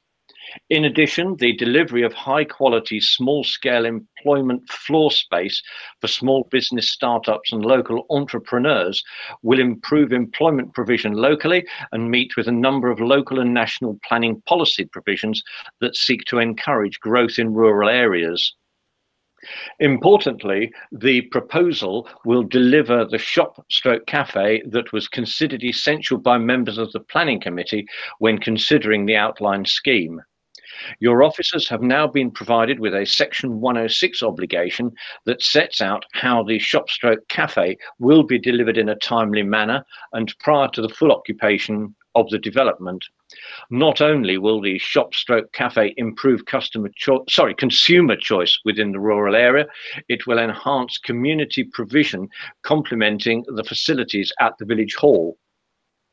The views of the parish council and local people are disappointing given, firstly, the lack of objection to the initial outline scheme, and secondly, the fact that the joint applicants sought to engage with the parish at a very early stage in the process. The access arrangements, as originally proposed, were revised in order to overcome the concerns of locals, including those of Mr. Tritton and Mr. Matthews. The scheme proposes overspill parking for the village hall and more than compensates for the loss of on-street parking, again proposed to meet locals' concerns. An experienced and highly reputable ecologist has confirmed that the development will not adversely impact upon protected species or their habitats, and those few trees to be removed have been identified as being at the end of their lifespan in any event. The applicants understand that people are frightened of change, not only in relation to the physical environment, but in terms of changes to their community. However, they have worked hard with the community and your own officers in seeking to deliver a sustainable mixed-use scheme, which members are now asked to consider favourably given the officers' recommendation. Thank you. Thank you, David. We'll be coming back to you. Regarding public speaking, a statement has been issued with points of concern from Mr. Triton. Over to you again, David. Thank you. Thank you, Chair. Statement by Mr. Triton. Please find enclosed my objections to the above development. The road layout, the proposed entrance to the cafe/shop is on the narrowest section of the road and blind bend. Even if the remove of sections of the hedge is removed, this will still cause problems. The proposed yellow lines in Preston Road will cause parking problems for the village hall users, as they will have to park in front of the leas, making it harder for residents to park. Pedestrian, no path on one side of the road. If you put a new path in, you are going narrow the road even more. Removal of trees and hedges in Preston Road and the site itself will major impact on the wildlife in the area. It is also my worry that the shop and will not survive and will be converted into accommodation. And that's the end of that statement. Thank you, David. I'll now ask the planning officer to give the report, please. Thank you, Chair. I'll just present my screen. Thank you, Annabelle.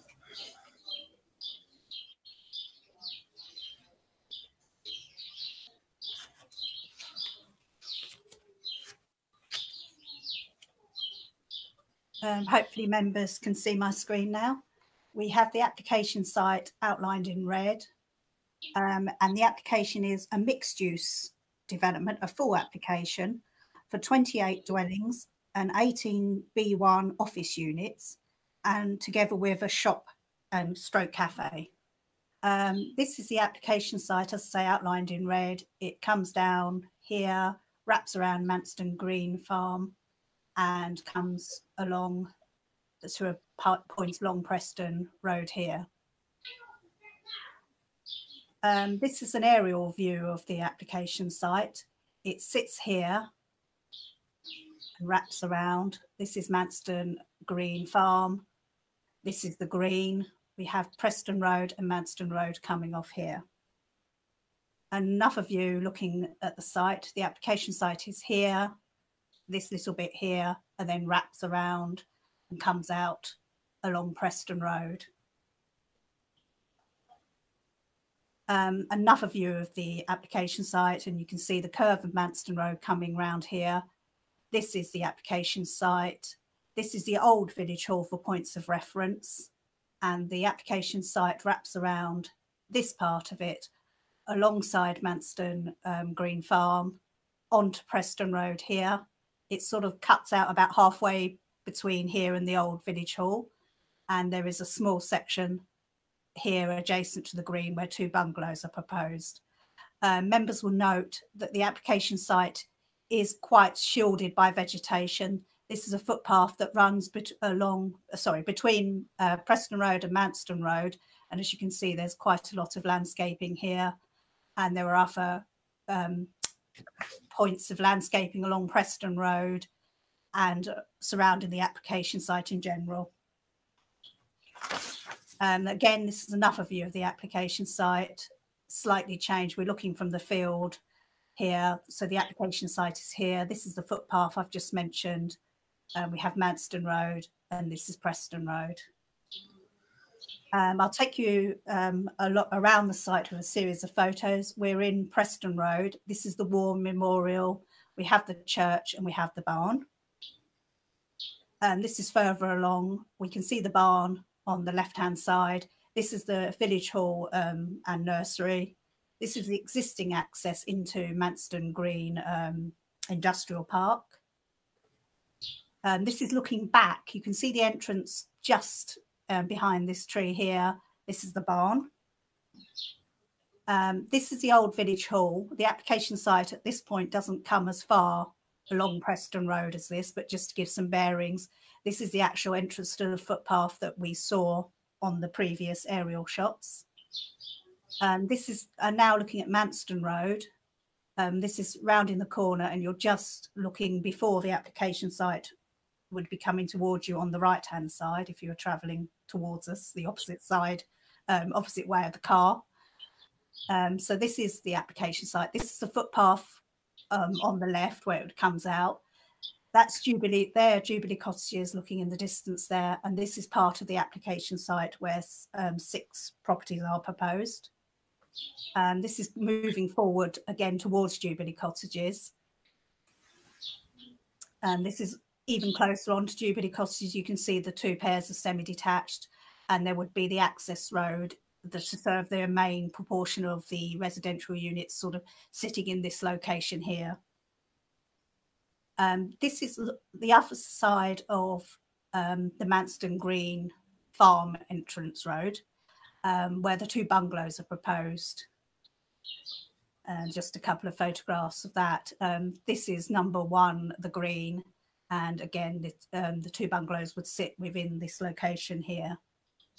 And again, you can see some of the trees that are proposed to be retained on that site. And these are some of the existing commercial buildings within the industrial site. Again, this is part of the application site and looking out to the existing buildings that are used for business uses at present. This is actually standing on the site that's going to be really used for residential development. And you can see in the background here, that is the hedge of and trees, the footpath. And this is looking on, still on the site, looking out towards Manston Road. And that is number 1, Jubilee Cottages, you can see on the left-hand side. And the access road for the main sort of residential area of development would come in there. So you can really look at the plan here. We've got the main residential area, the shop and cafe proposed, the business units that are talked about, and the 2 last sort of residential dwellings here.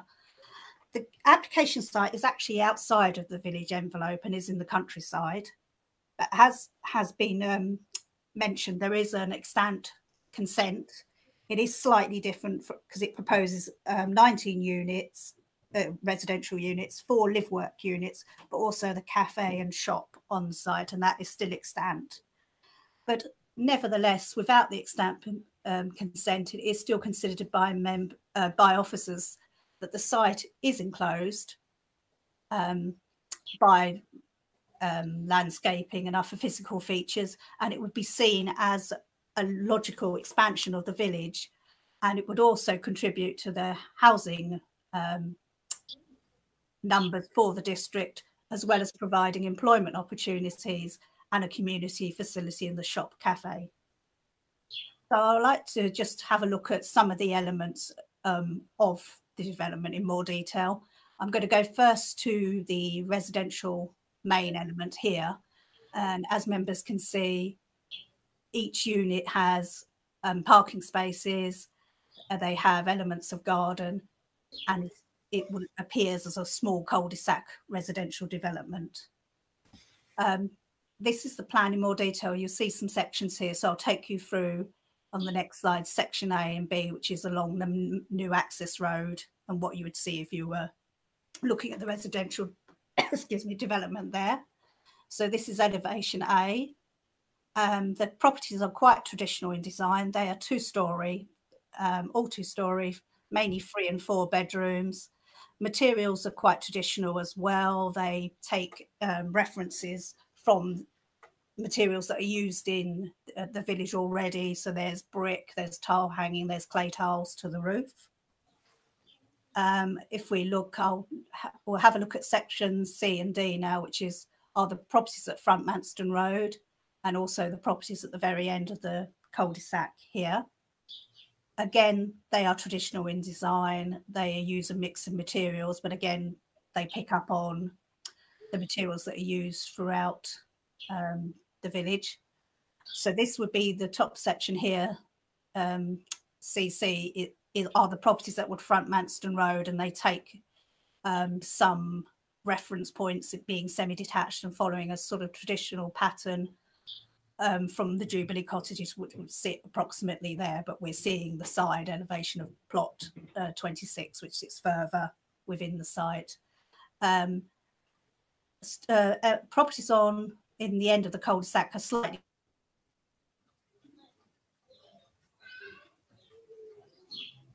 but they are traditional and 2-storey in nature with similar materials.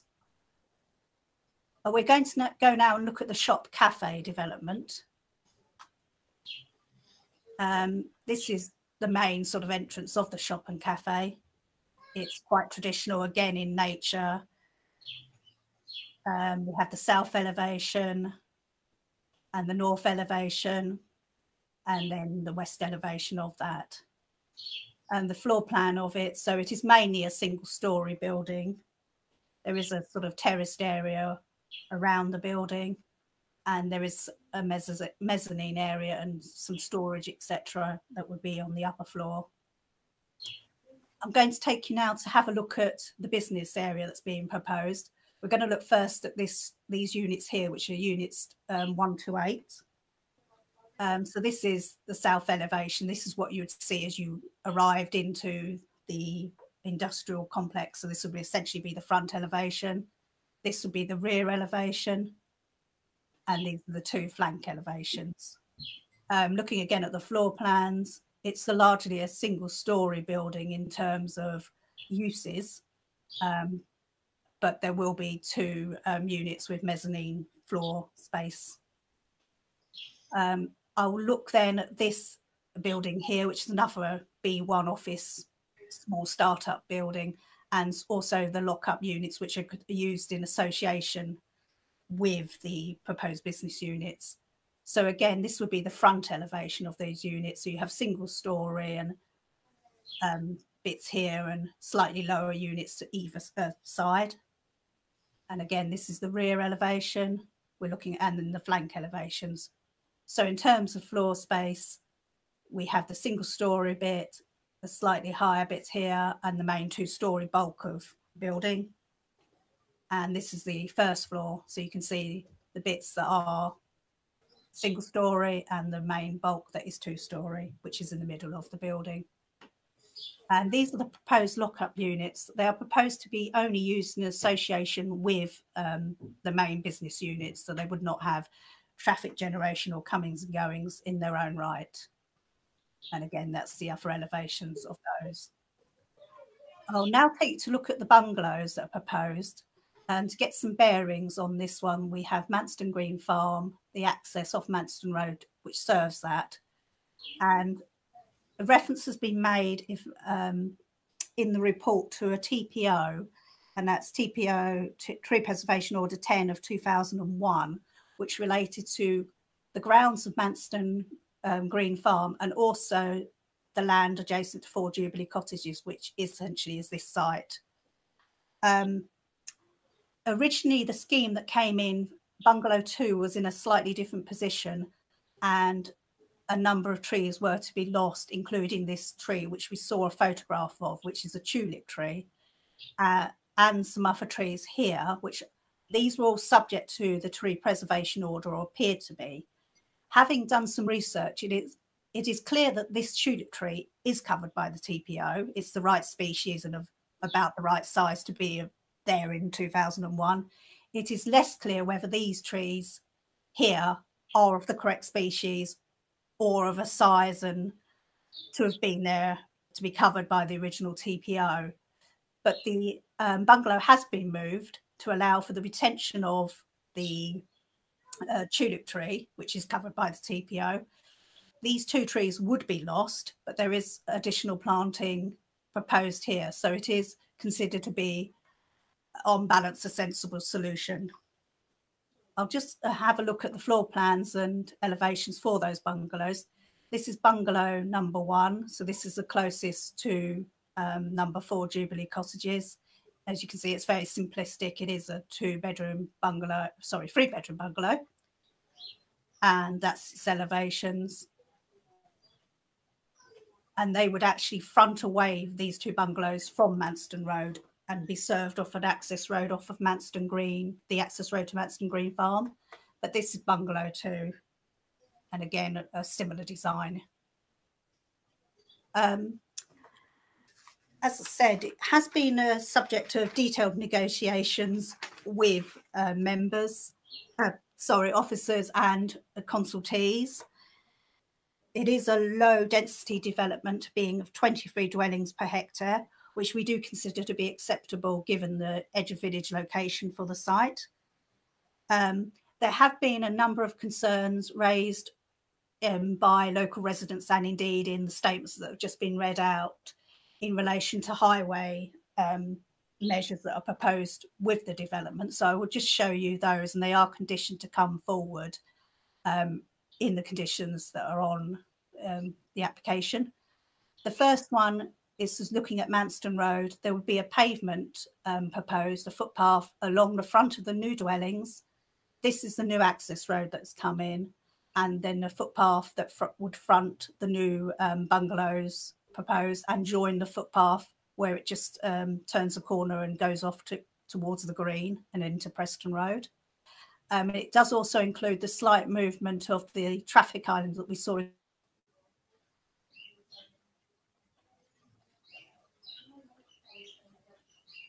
This is this side.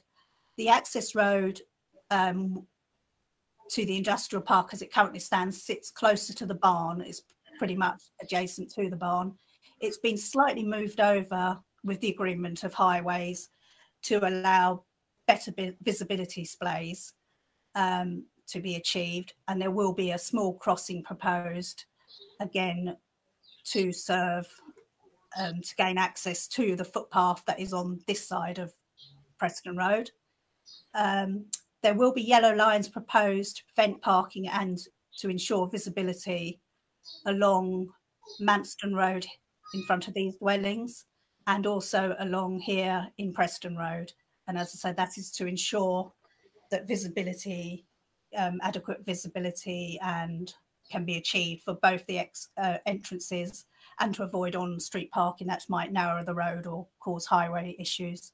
KCC are happy with the visibility displays and access arrangements as now proposed, and the number of parking spaces that are proposed within the development, both in the residential and the shop and cafe and the business units.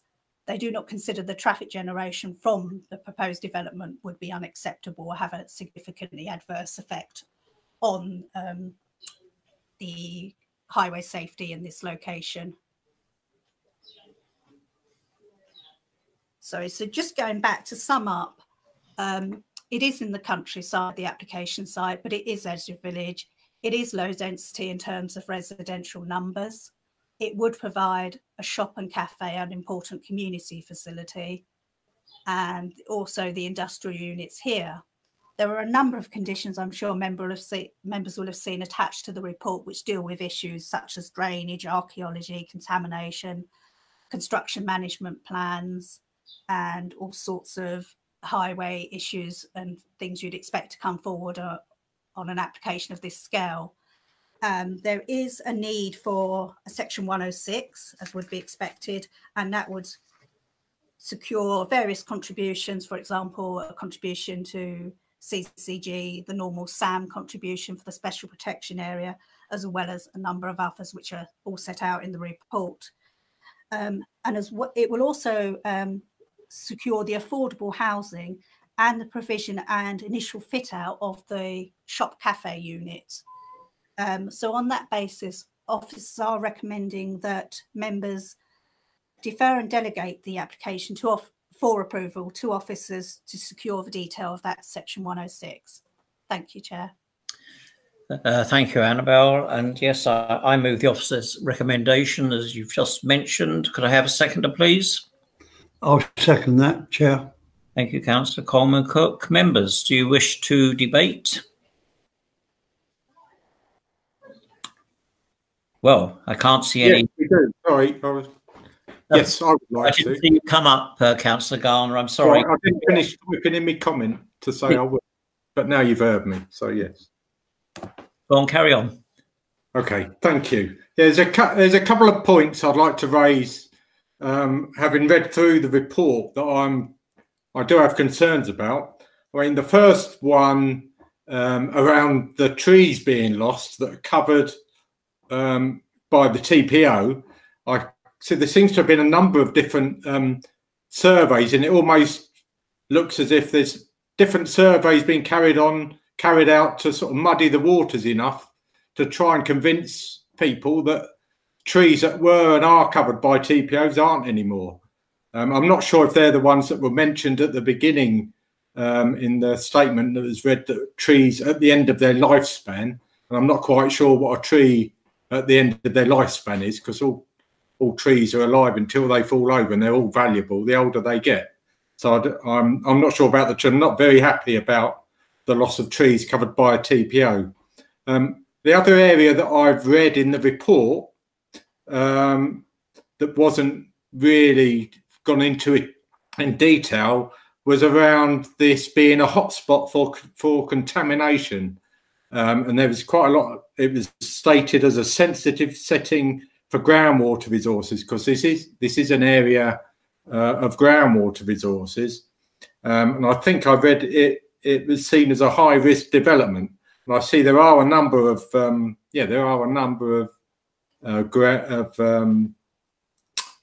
statements of grounds that have to be covered, but I'm still very concerned about that. For what at the end of the day is, as is noted in the report, a windfall housing site.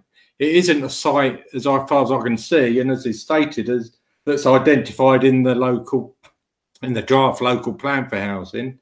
In fact, I think in the report it states that in terms of housing needs, they've not it's not supported by the inspector's report for there being extra housing. There is a 5-year supply, and this is a windfall site.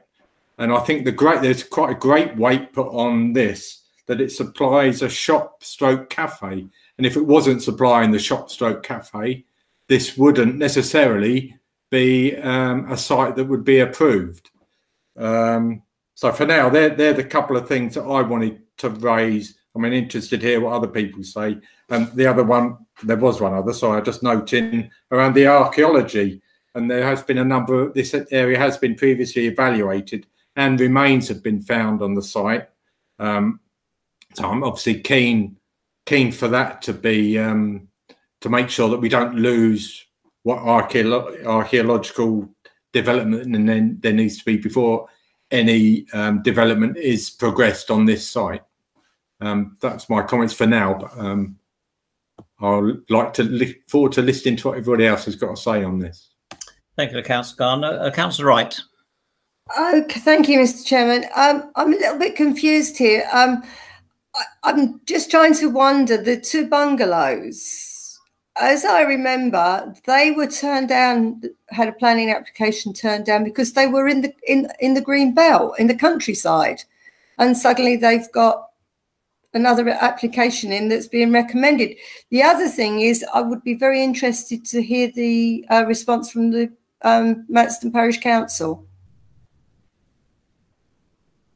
That should be in the report.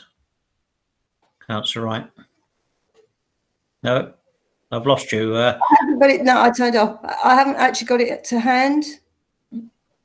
Is there a chance I could refresher? I don't know whether Annabelle can answer that. Otherwise, I'll move on for the time being. That's fine.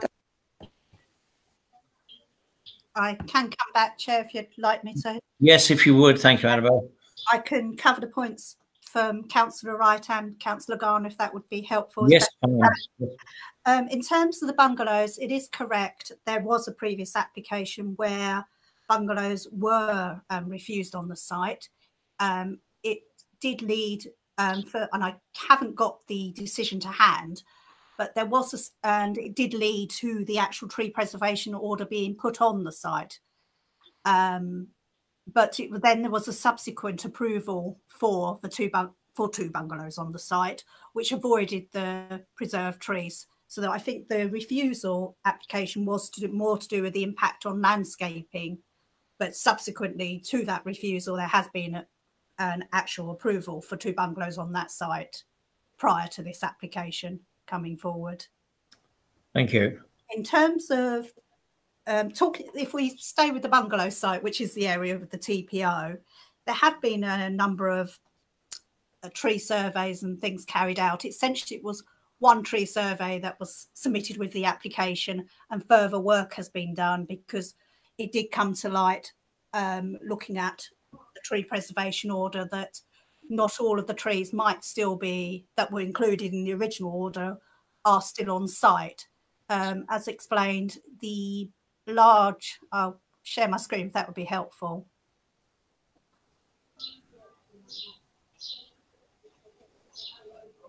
If members can see my screen in just a moment.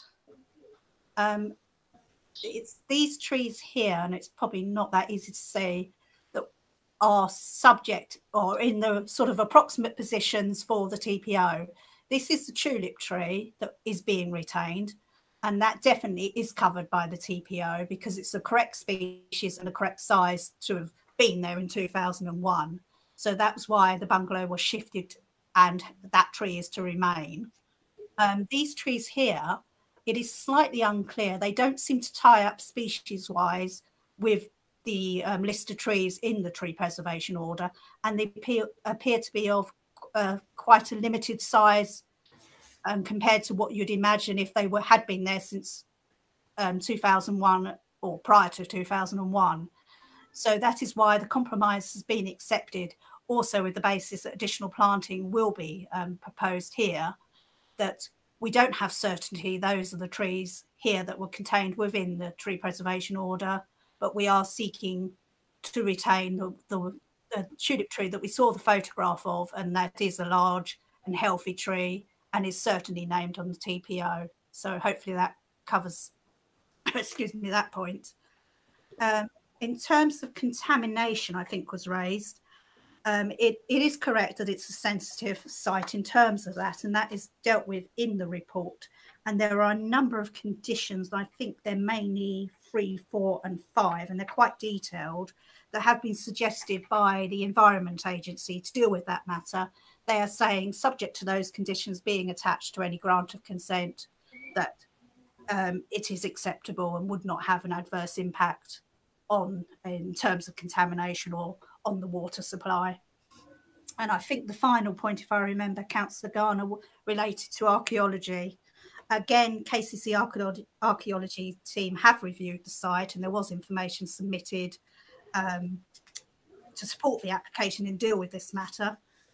And they have also found the scheme to be acceptable, subject to, sorry, I can't find the exact condition, bear with me, but there is a condition that relates to further work to assess the impact and the archaeology prior to any works commencing on site, and that's a pre-commencement condition, as I say. So the archaeology will be reviewed and assessed prior to any building works taking place on site. Thank you for that. I do have 2 other speakers, but also Councillor Garner, I believe you wish to come back. Yeah, please, just quickly. So on those TPOs, I know it's one corner of the site, but I think it's an important point to make. So there is an area TPO there covering a number of trees since 2001, I think you said. One of those trees has been identified as a tulip tree. The other trees, we're not sure if they're included. So there's only 2 options here. Either those trees that are there are covered by that TPO, or they've been removed. So I'm just making that point.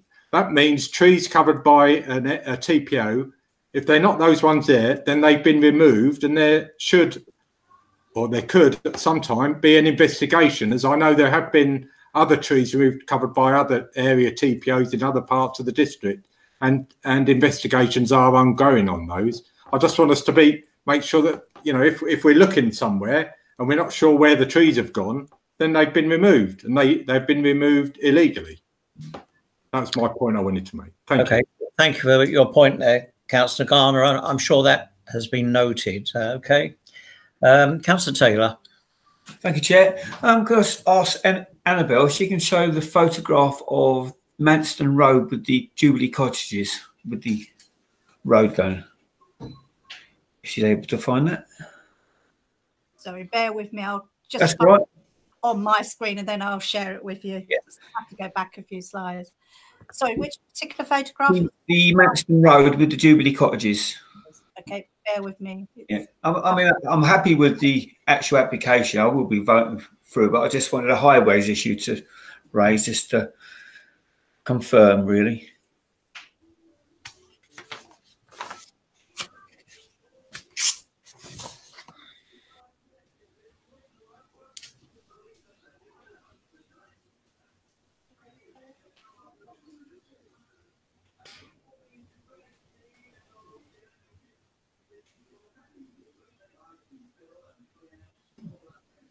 I don't know if that's fine. Obviously, where the I note there it goes into a 30-mile-per-hour limit. So obviously, leading up to there is I believe is 40 miles an hour, isn't it?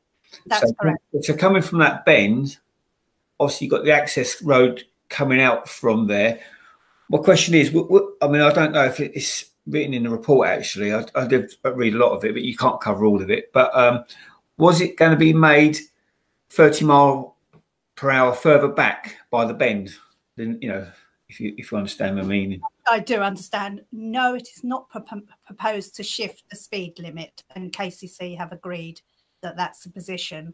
There was some debate during the application about where the 30 mile an hour speed limit should kick in, so to speak, but it is not proposed to move it from the that position at the current time, and KCC Highways have confirmed they're happy with that.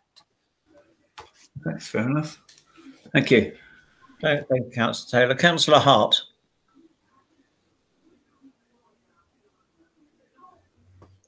Hello. Yeah, I'm here. Sorry about that. I've been playing up today. Yeah, I am concerned slightly about this. This is in my ward, and there's a couple of issues I have, and obviously the parish council picked up one or two as well.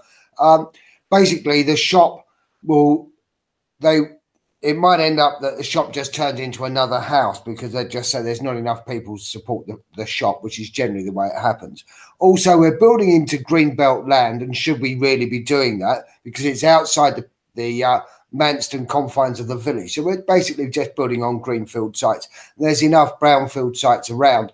And that is a very fast road to have an access road into it. And how many cars are going to come in and out of that? Have they done because I couldn't see that in the report, as in movements of traffic, because that is a very quick road round there, and people do lickety split round there. And it's just to make sure that everybody's aware that, you know, are we building on green sites just because this application has been put in? You with me? Thank you for that. Annabelle, can you answer that? Sorry, I can try, Chair. In terms of, let me get this straight, it's countryside rather than green land or green belt. I'd like to clarify that position. And most of the site, certainly where the main bulk of the residential is proposed, and other areas have already been the subject of the previous application. And that is why it's actually it forms part of the 5-year housing land supply identified within the emergent draft local plan. So it is not a new site on top of that. The current 19 dwellings plus the 4 live work units, so 23 dwellings are already accounted for within the 5-year housing land supply, just to pick up on that point. And in terms of speed limits and access roads, obviously it has been a subject, the whole application, of a lot of toing and froing between the KCC as a highway authority and the applicants for the scheme, and it has been agreed that the highway works that are now being proposed are acceptable, and levels of traffic generation using that access would not be significantly harmful or dangerous to the site, to the point of the site not being acceptable to come forward. I think hopefully that's covered all the points raised by Councillor Hart. Thank you, Annabelle. Okay, I can't see any other speakers here on my list. So once again, I'm going to put this to the vote. And I think we're getting used to this. It's for, against, or abstain when I call your name out, please. So starting with Councillor Coleman Cook. 4. Councillor Orban. 4. Councillor Bayford. 4. Councillor Curry. 4. Councillor Rozeski. Abstain. Councillor Duckworth. 4. Councillor Garner. Against. Councillor Hart. Against. Councillor Keane. Abstain. Councillor Taylor. 4. Councillor Wright. Against. and myself 4. I'm sure I've ticked off, but I'm sure Emily will do better than I can. I believe that is carried before.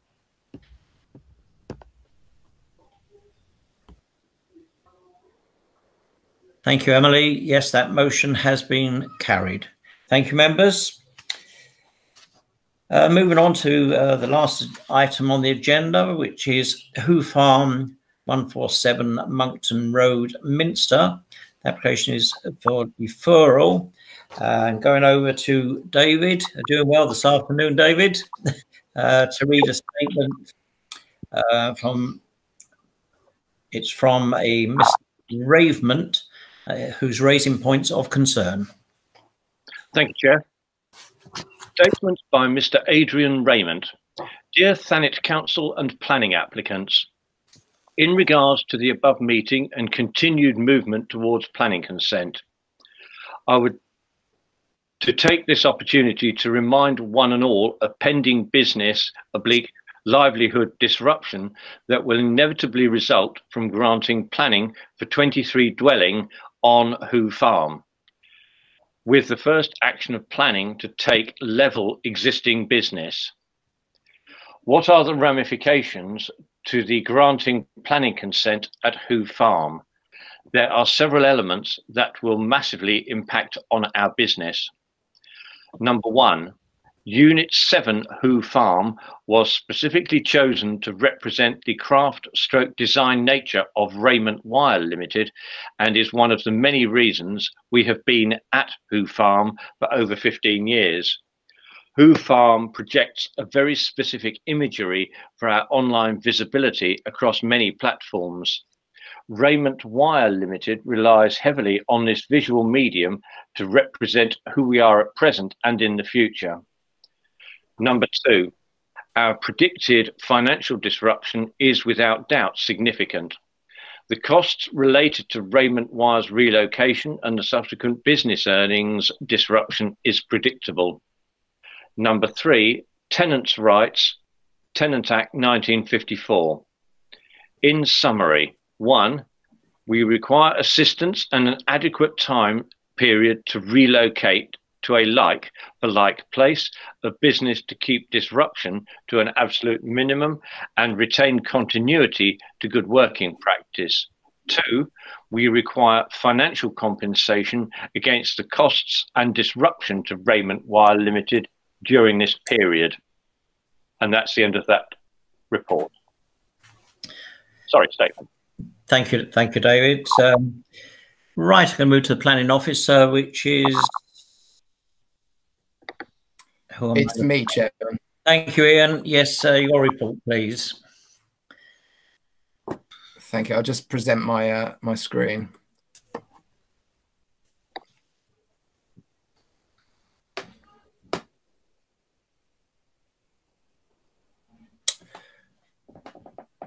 Right, the application is for the erection of 23 dwellings following the demolition of the existing buildings on the premises as Who Farm. The main issues for members to consider for this application is the principle of development, the character and appearance of the area, impact on neighbours, and also impact on highway safety. And this is brought before members as it's outside of the identified urban confines. So the site is outlined in red on your screen, and you can see that there are a number of buildings in situ on the site at the moment, combination of light industrial storage buildings and also farm buildings.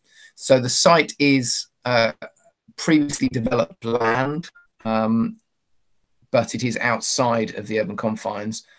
So this is an aerial image of the site.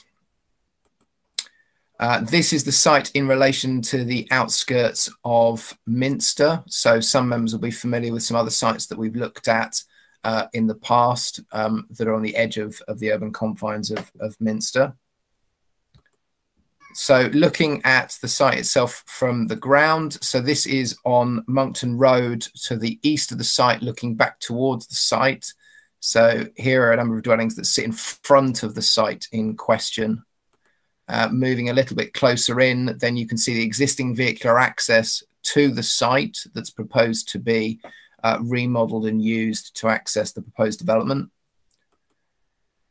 Then that's the other view of that same access. Then this is looking up the access. So you can see there's a change in levels as you go into the site, and you can see one of the buildings that's present on site at the moment. And then turning to the left, you can see a collection of single story, but with high pitched roof buildings present for those uses as identified. Then going back along Monkton Road, travelling along to the west, these are the properties that front Monkton Road, so 2-storey traditionally designed residential dwellings. And then this is a view looking back towards the site and back towards those properties. And then going back towards the west, you've got on the very right extent of this image, you have a listed wall that you can just see the edge of. And there's an existing vehicular access that we're just going to go up now. So turning right off Monkton Road here will take you up to an area that's behind the dwellings that we just saw fronting Monkton Road. And you can see the industrial buildings in the background there that are proposed for demolition. Turning left up that access road, you can see that there are a number of residential properties in the corner of the site. This is on the left-hand side of the image, a continuation of the listed wall. And on the very right extent of the image, you can see an existing building that was converted under the prior approval process to a couple of dwellings. And then what I'm just going to show you is a view from the center of this parking area. So where the cursor is, looking towards the site, first of all. So just to show, looking in that parking area, again, you can see this is a building that's been converted. So that's not proposed as part of this development to be demolished, but the buildings on the right are. Then you have the other buildings. You can see the high pitched roofs that you've got. So sort of 2-storey in height, but with a pitched roof. So it's single story, but quite high. And then this is turning back towards the rear of the nearest property on Monkton Road, the ones that we were looking at earlier, to see this property has an open rear garden with parking area, but the others have private amenity space at the rear. So as mentioned, the proposal is to demolish properties on site and erect 23 dwellings. So the principal issues here are the fact that the site is outside the urban confines, but the site is previously developed land. So there is a draft local plan policy that specifically looks at this for development in the countryside, which allows compatible development on developed sites in the countryside, as long as all other material planning considerations are satisfactorily dealt with. So therefore, the impact on the countryside and longer views in the landscape character area is the key, sort of the key issues in terms of the impact on the character and appearance of the area and the countryside. So given the presence of buildings on the site, it is considered that there is potential for development here. And so our officers have looked at the extent of the development and whether or not it causes a significant impact on the countryside when there is the presence of buildings on the site at the moment. It's not an allocated employment site. And the speech that we heard related primarily to issues between a landlord and a tenant, and they are not planning considerations as they are dealt with through separate civil legislation. So in terms of relocation of existing businesses, that is not a principal planning issue as the site is not allocated for employment use. So in terms of the development itself, it's primarily 2-storey with some 1.5-storey development. As you can see at the bottom of the image, it uses the existing access to come in. There's no connection between the other access on the left-hand side here into the site. So it would utilise the existing road, but obviously make it good. As you saw, it was a track more than anything, and obviously that's to be made good with landscaping. The density of the proposal is about 29 dwellings per hectare. So it's at the sort of edge of the urban confines scale of development. The density is, in terms of its acceptability, is primarily dictated by the presence of the buildings on site, and again, whether or not the amount of developments proposed would appear cramped in its countryside context. It's not considered that the development would result in harm on those grounds, and indeed there were previously proposed to be 2 dwellings in this open space on the right-hand side of the image, which were removed as part of the negotiation about the planning application to ensure that there wasn't an undue impact, because that area is currently significant sort of open space that has amenity in the area. So the proposal is for 12 2-bed properties and 11 3-bed properties, which we consider is an acceptable mix. I'm just going to very quickly go through the elevations of the proposal. So first of all, looking at the elevations that front Monkton Road, and then the front elevations of the properties that back onto those properties, so that the front elevations on the internal road in the site. So on the top of the image that you can see is the proposed design of the properties on Monkton Road, and the bottom image shows the design of the dwellings that front that internal road. Note the property on the right-hand side of the image on the bottom. I'll show you more detail of that when talking about the impact on living conditions. And then moving to the back of the site, looking at the other front elevations of the properties that are to the north of the site, but the front onto the internal access road, and also then looking at the elevations that front onto the countryside. The top image are those that front the internal road. The red line that you can see shows the scale of the developments at the moment.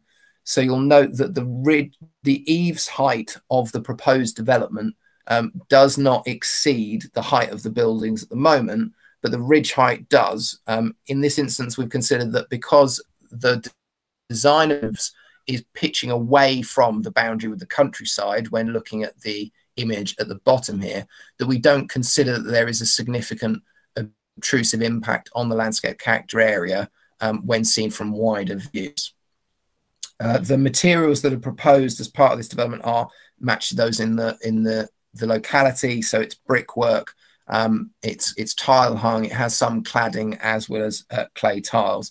And generally we consider the scale of the development is appropriate. And you can see this particularly when looking at the next set of elevations, which front the access road into the site on the left-hand side, as well as then seeing the front elevations of the properties that are perpendicular to Monkton Road and the internal access road. So you can see the top image is the section through the site, so showing what you'll get from the access road. So you can see that there is a level change, but the dwellings at the top of the site, as you'd call it, are 2-story, with 2-story designed on the properties that front that internal road. So just to give a bit more detail of the ones that front Monkton Road, just to show you. So this is the actual design of those properties again. So just showing that they're proposing to have brickwork similar to the existing properties that are on Monkton Road. And it's considered that the design and scale of this are appropriate to avoid any impact on the character and appearance of the area. With the rear elevations being clad, but that's not highly visible from, well, it's not visible from the front, and we don't consider it to be inappropriate in this area. And then these are the side elevations, show you this dwelling in particular, because you members can see properties a lot that front Monkton Road that we saw the rear of. Obviously, one of the key issues to ensure is that there's no impact on the living conditions of neighbouring properties. And the report deals with this and looks specifically at what is unit number 21, which is the one to the north of number 139 Monkton Road. So this property has been designed as a bungalow, and it is proposed by officers to include a removal of permitted development rights on this particular property to avoid an impact on the relationship with the neighbouring property to the south. In terms of highway issues, the site proposes 38 spaces for 23 dwellings, with 1 allocated space per dwelling, that which leaves 15 unallocated spaces. Highways consider that to be sufficient for the development and the scale of the development and unit sizes that have been proposed. This plan does just show sort of cycling and bin storage, for each property, but as each property has its own amenity space, it's not considered that this would result in a particular issue. There are requirements that are placed upon this application relating specifically to an area of footway. If you look at this image with the X and the Y, to ensure that this development would accord with sustainability principles, it's required as part of this development that a footway is to be provided along Monkton Road to connect this development with the existing footway that runs into Minster that you might be able to just see in this area here. And this is put on as a Grampian condition. So it's a no development shall take place until that has been secured and provided. So that is an important point for members. Just to touch on one other matter that is covered in the report, but I mentioned that the listed wall that fronts Monkton Road is obviously present and in proximity with this scheme. The Who farmhouse itself is listed. So here is our site here, and the Who farmhouse is listed. You wouldn't be able to see it from the photos because it's significantly screened by landscaping. And this was looked at during the course of the application with the previous conservation officer raising some concerns with the initial submission about its potential impact. These concerns have been resolved, and it's not considered that the development as proposed would be any worse in terms of heights and relationship than the existing buildings in terms of how they relate to the listed building and the wall. So it's not considered to result in harm on those grounds. In terms of other elements of the scheme, we have heads of terms outlined in the report. This includes 30% affordable housing on site, contributions towards education, contributions towards Minster Library, secured contributions towards waste facilities, as well as the surgery at Minster, the SAM's contribution to the special protection area, and a contribution towards additional equipment at the nearest play area in Minster.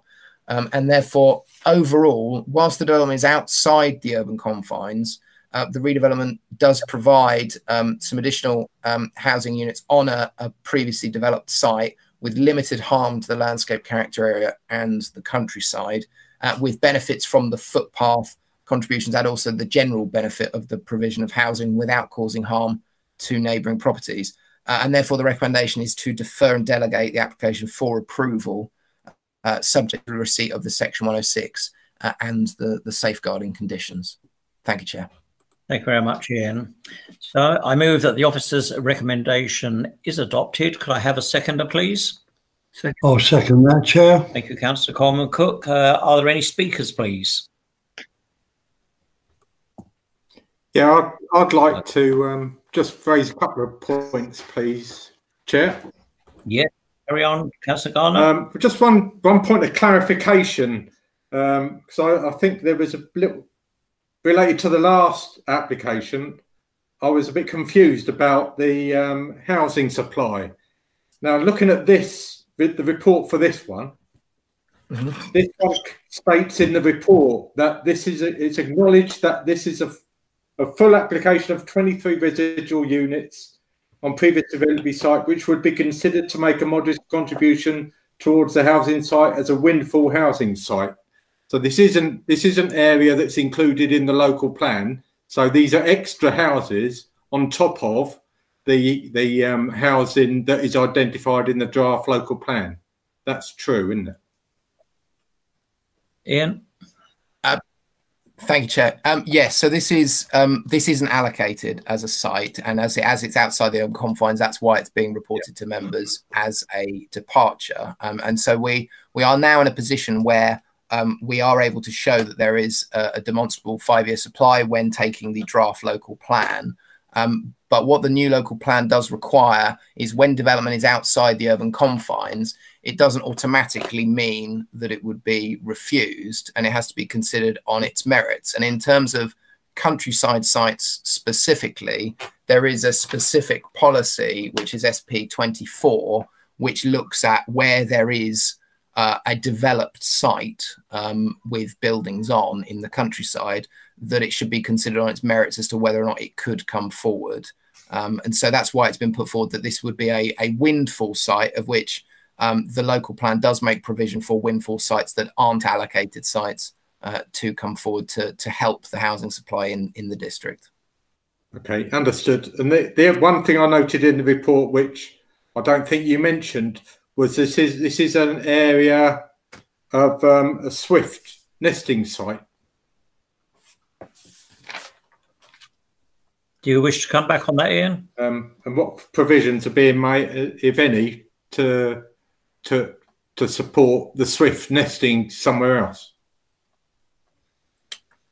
So in terms of the specific requirements of the comments of the KCC biodiversity officers, so we've got recommendations that were provided in a preliminary ecological assessment that was carried out and submitted, including the provision of a swallow nesting site.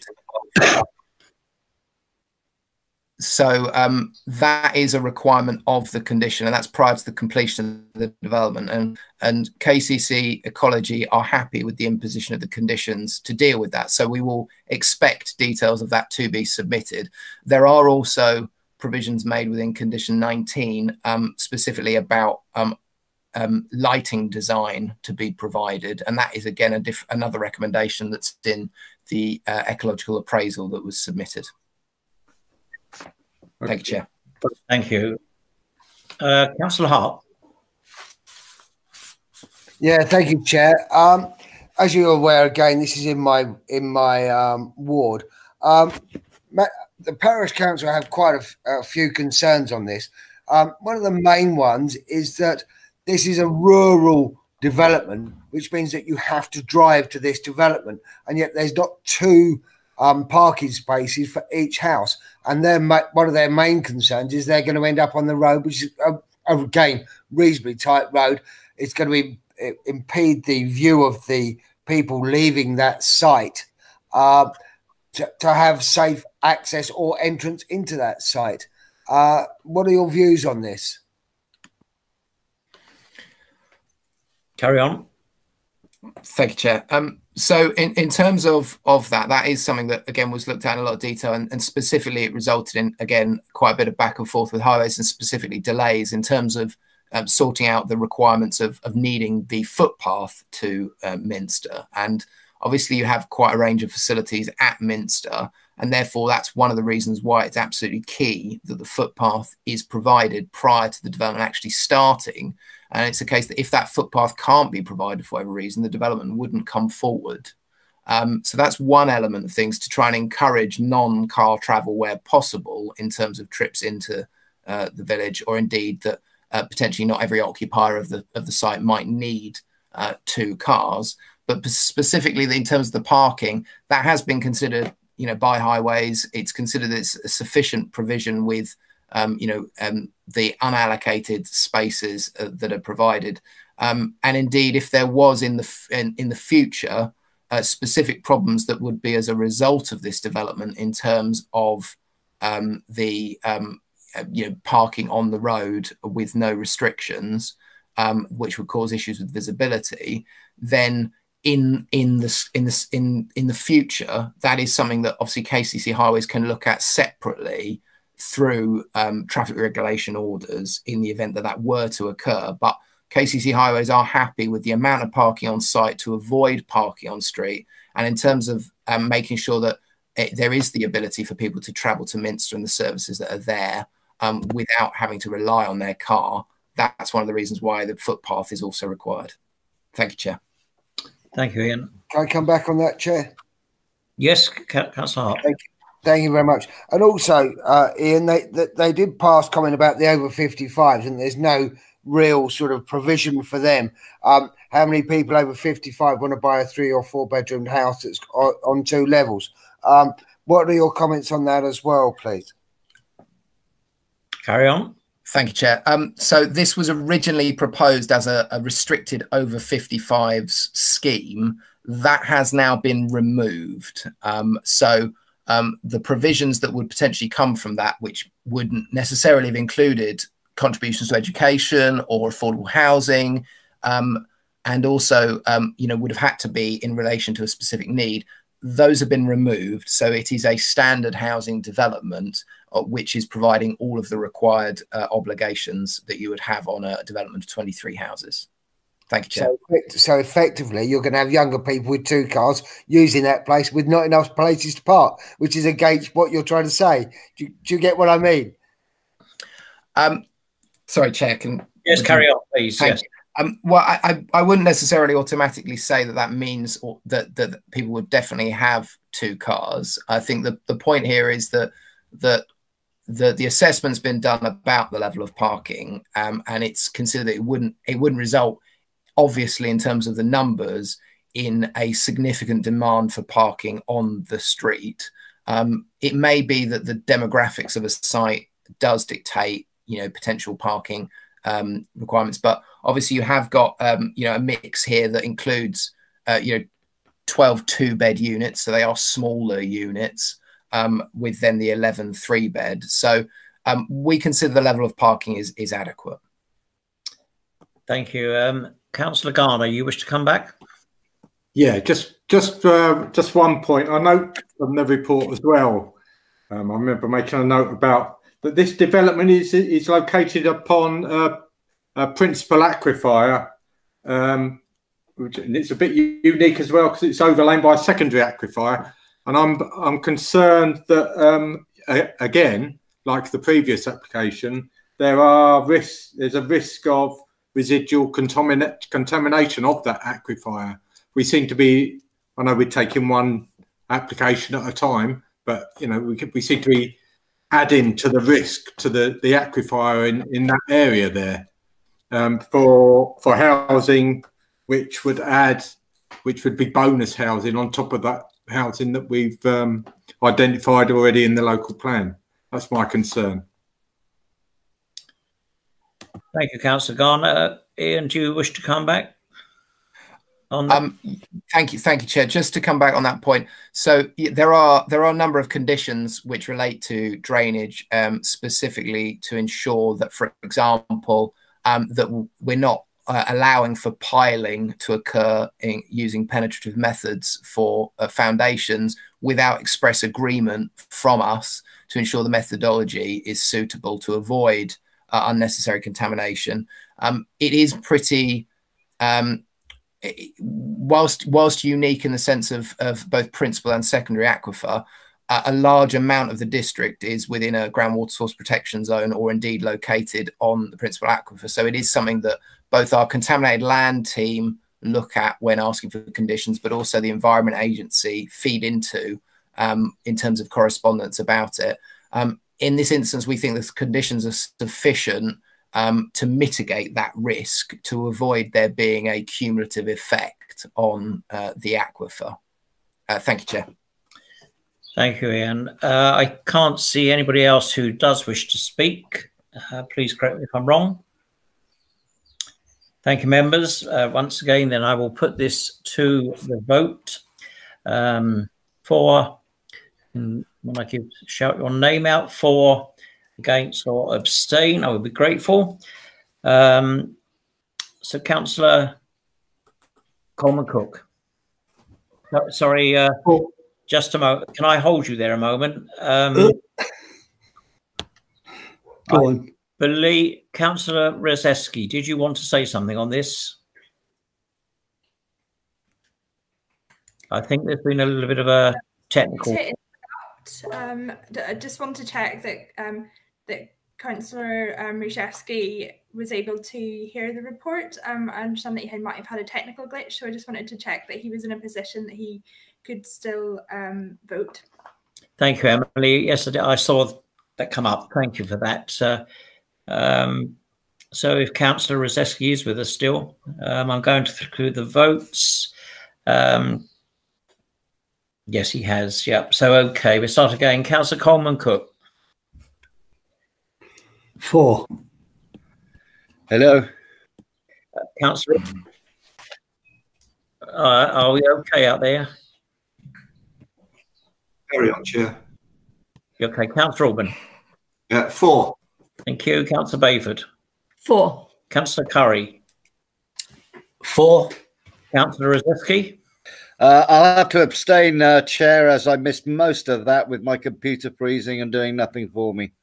I appreciate that, Councillor Rosiewski. Thank you. Just use a hammer next time, all right? I think so. Yeah. Councillor Duckworth. Councillor Duckworth, do we still have? I think she's left the meeting, Chair. Sorry. Right. Councillor Garner. Against. Councillor Hart. Against.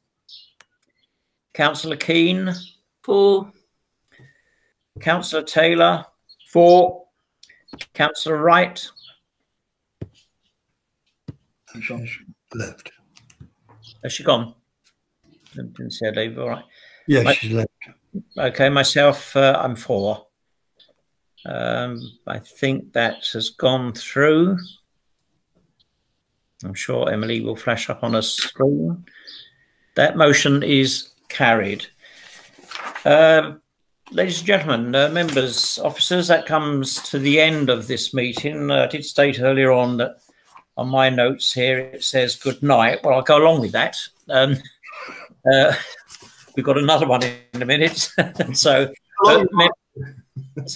members, again, thank you very much. Personally, I think it's gone all right. Thank you for your time. Officers as well.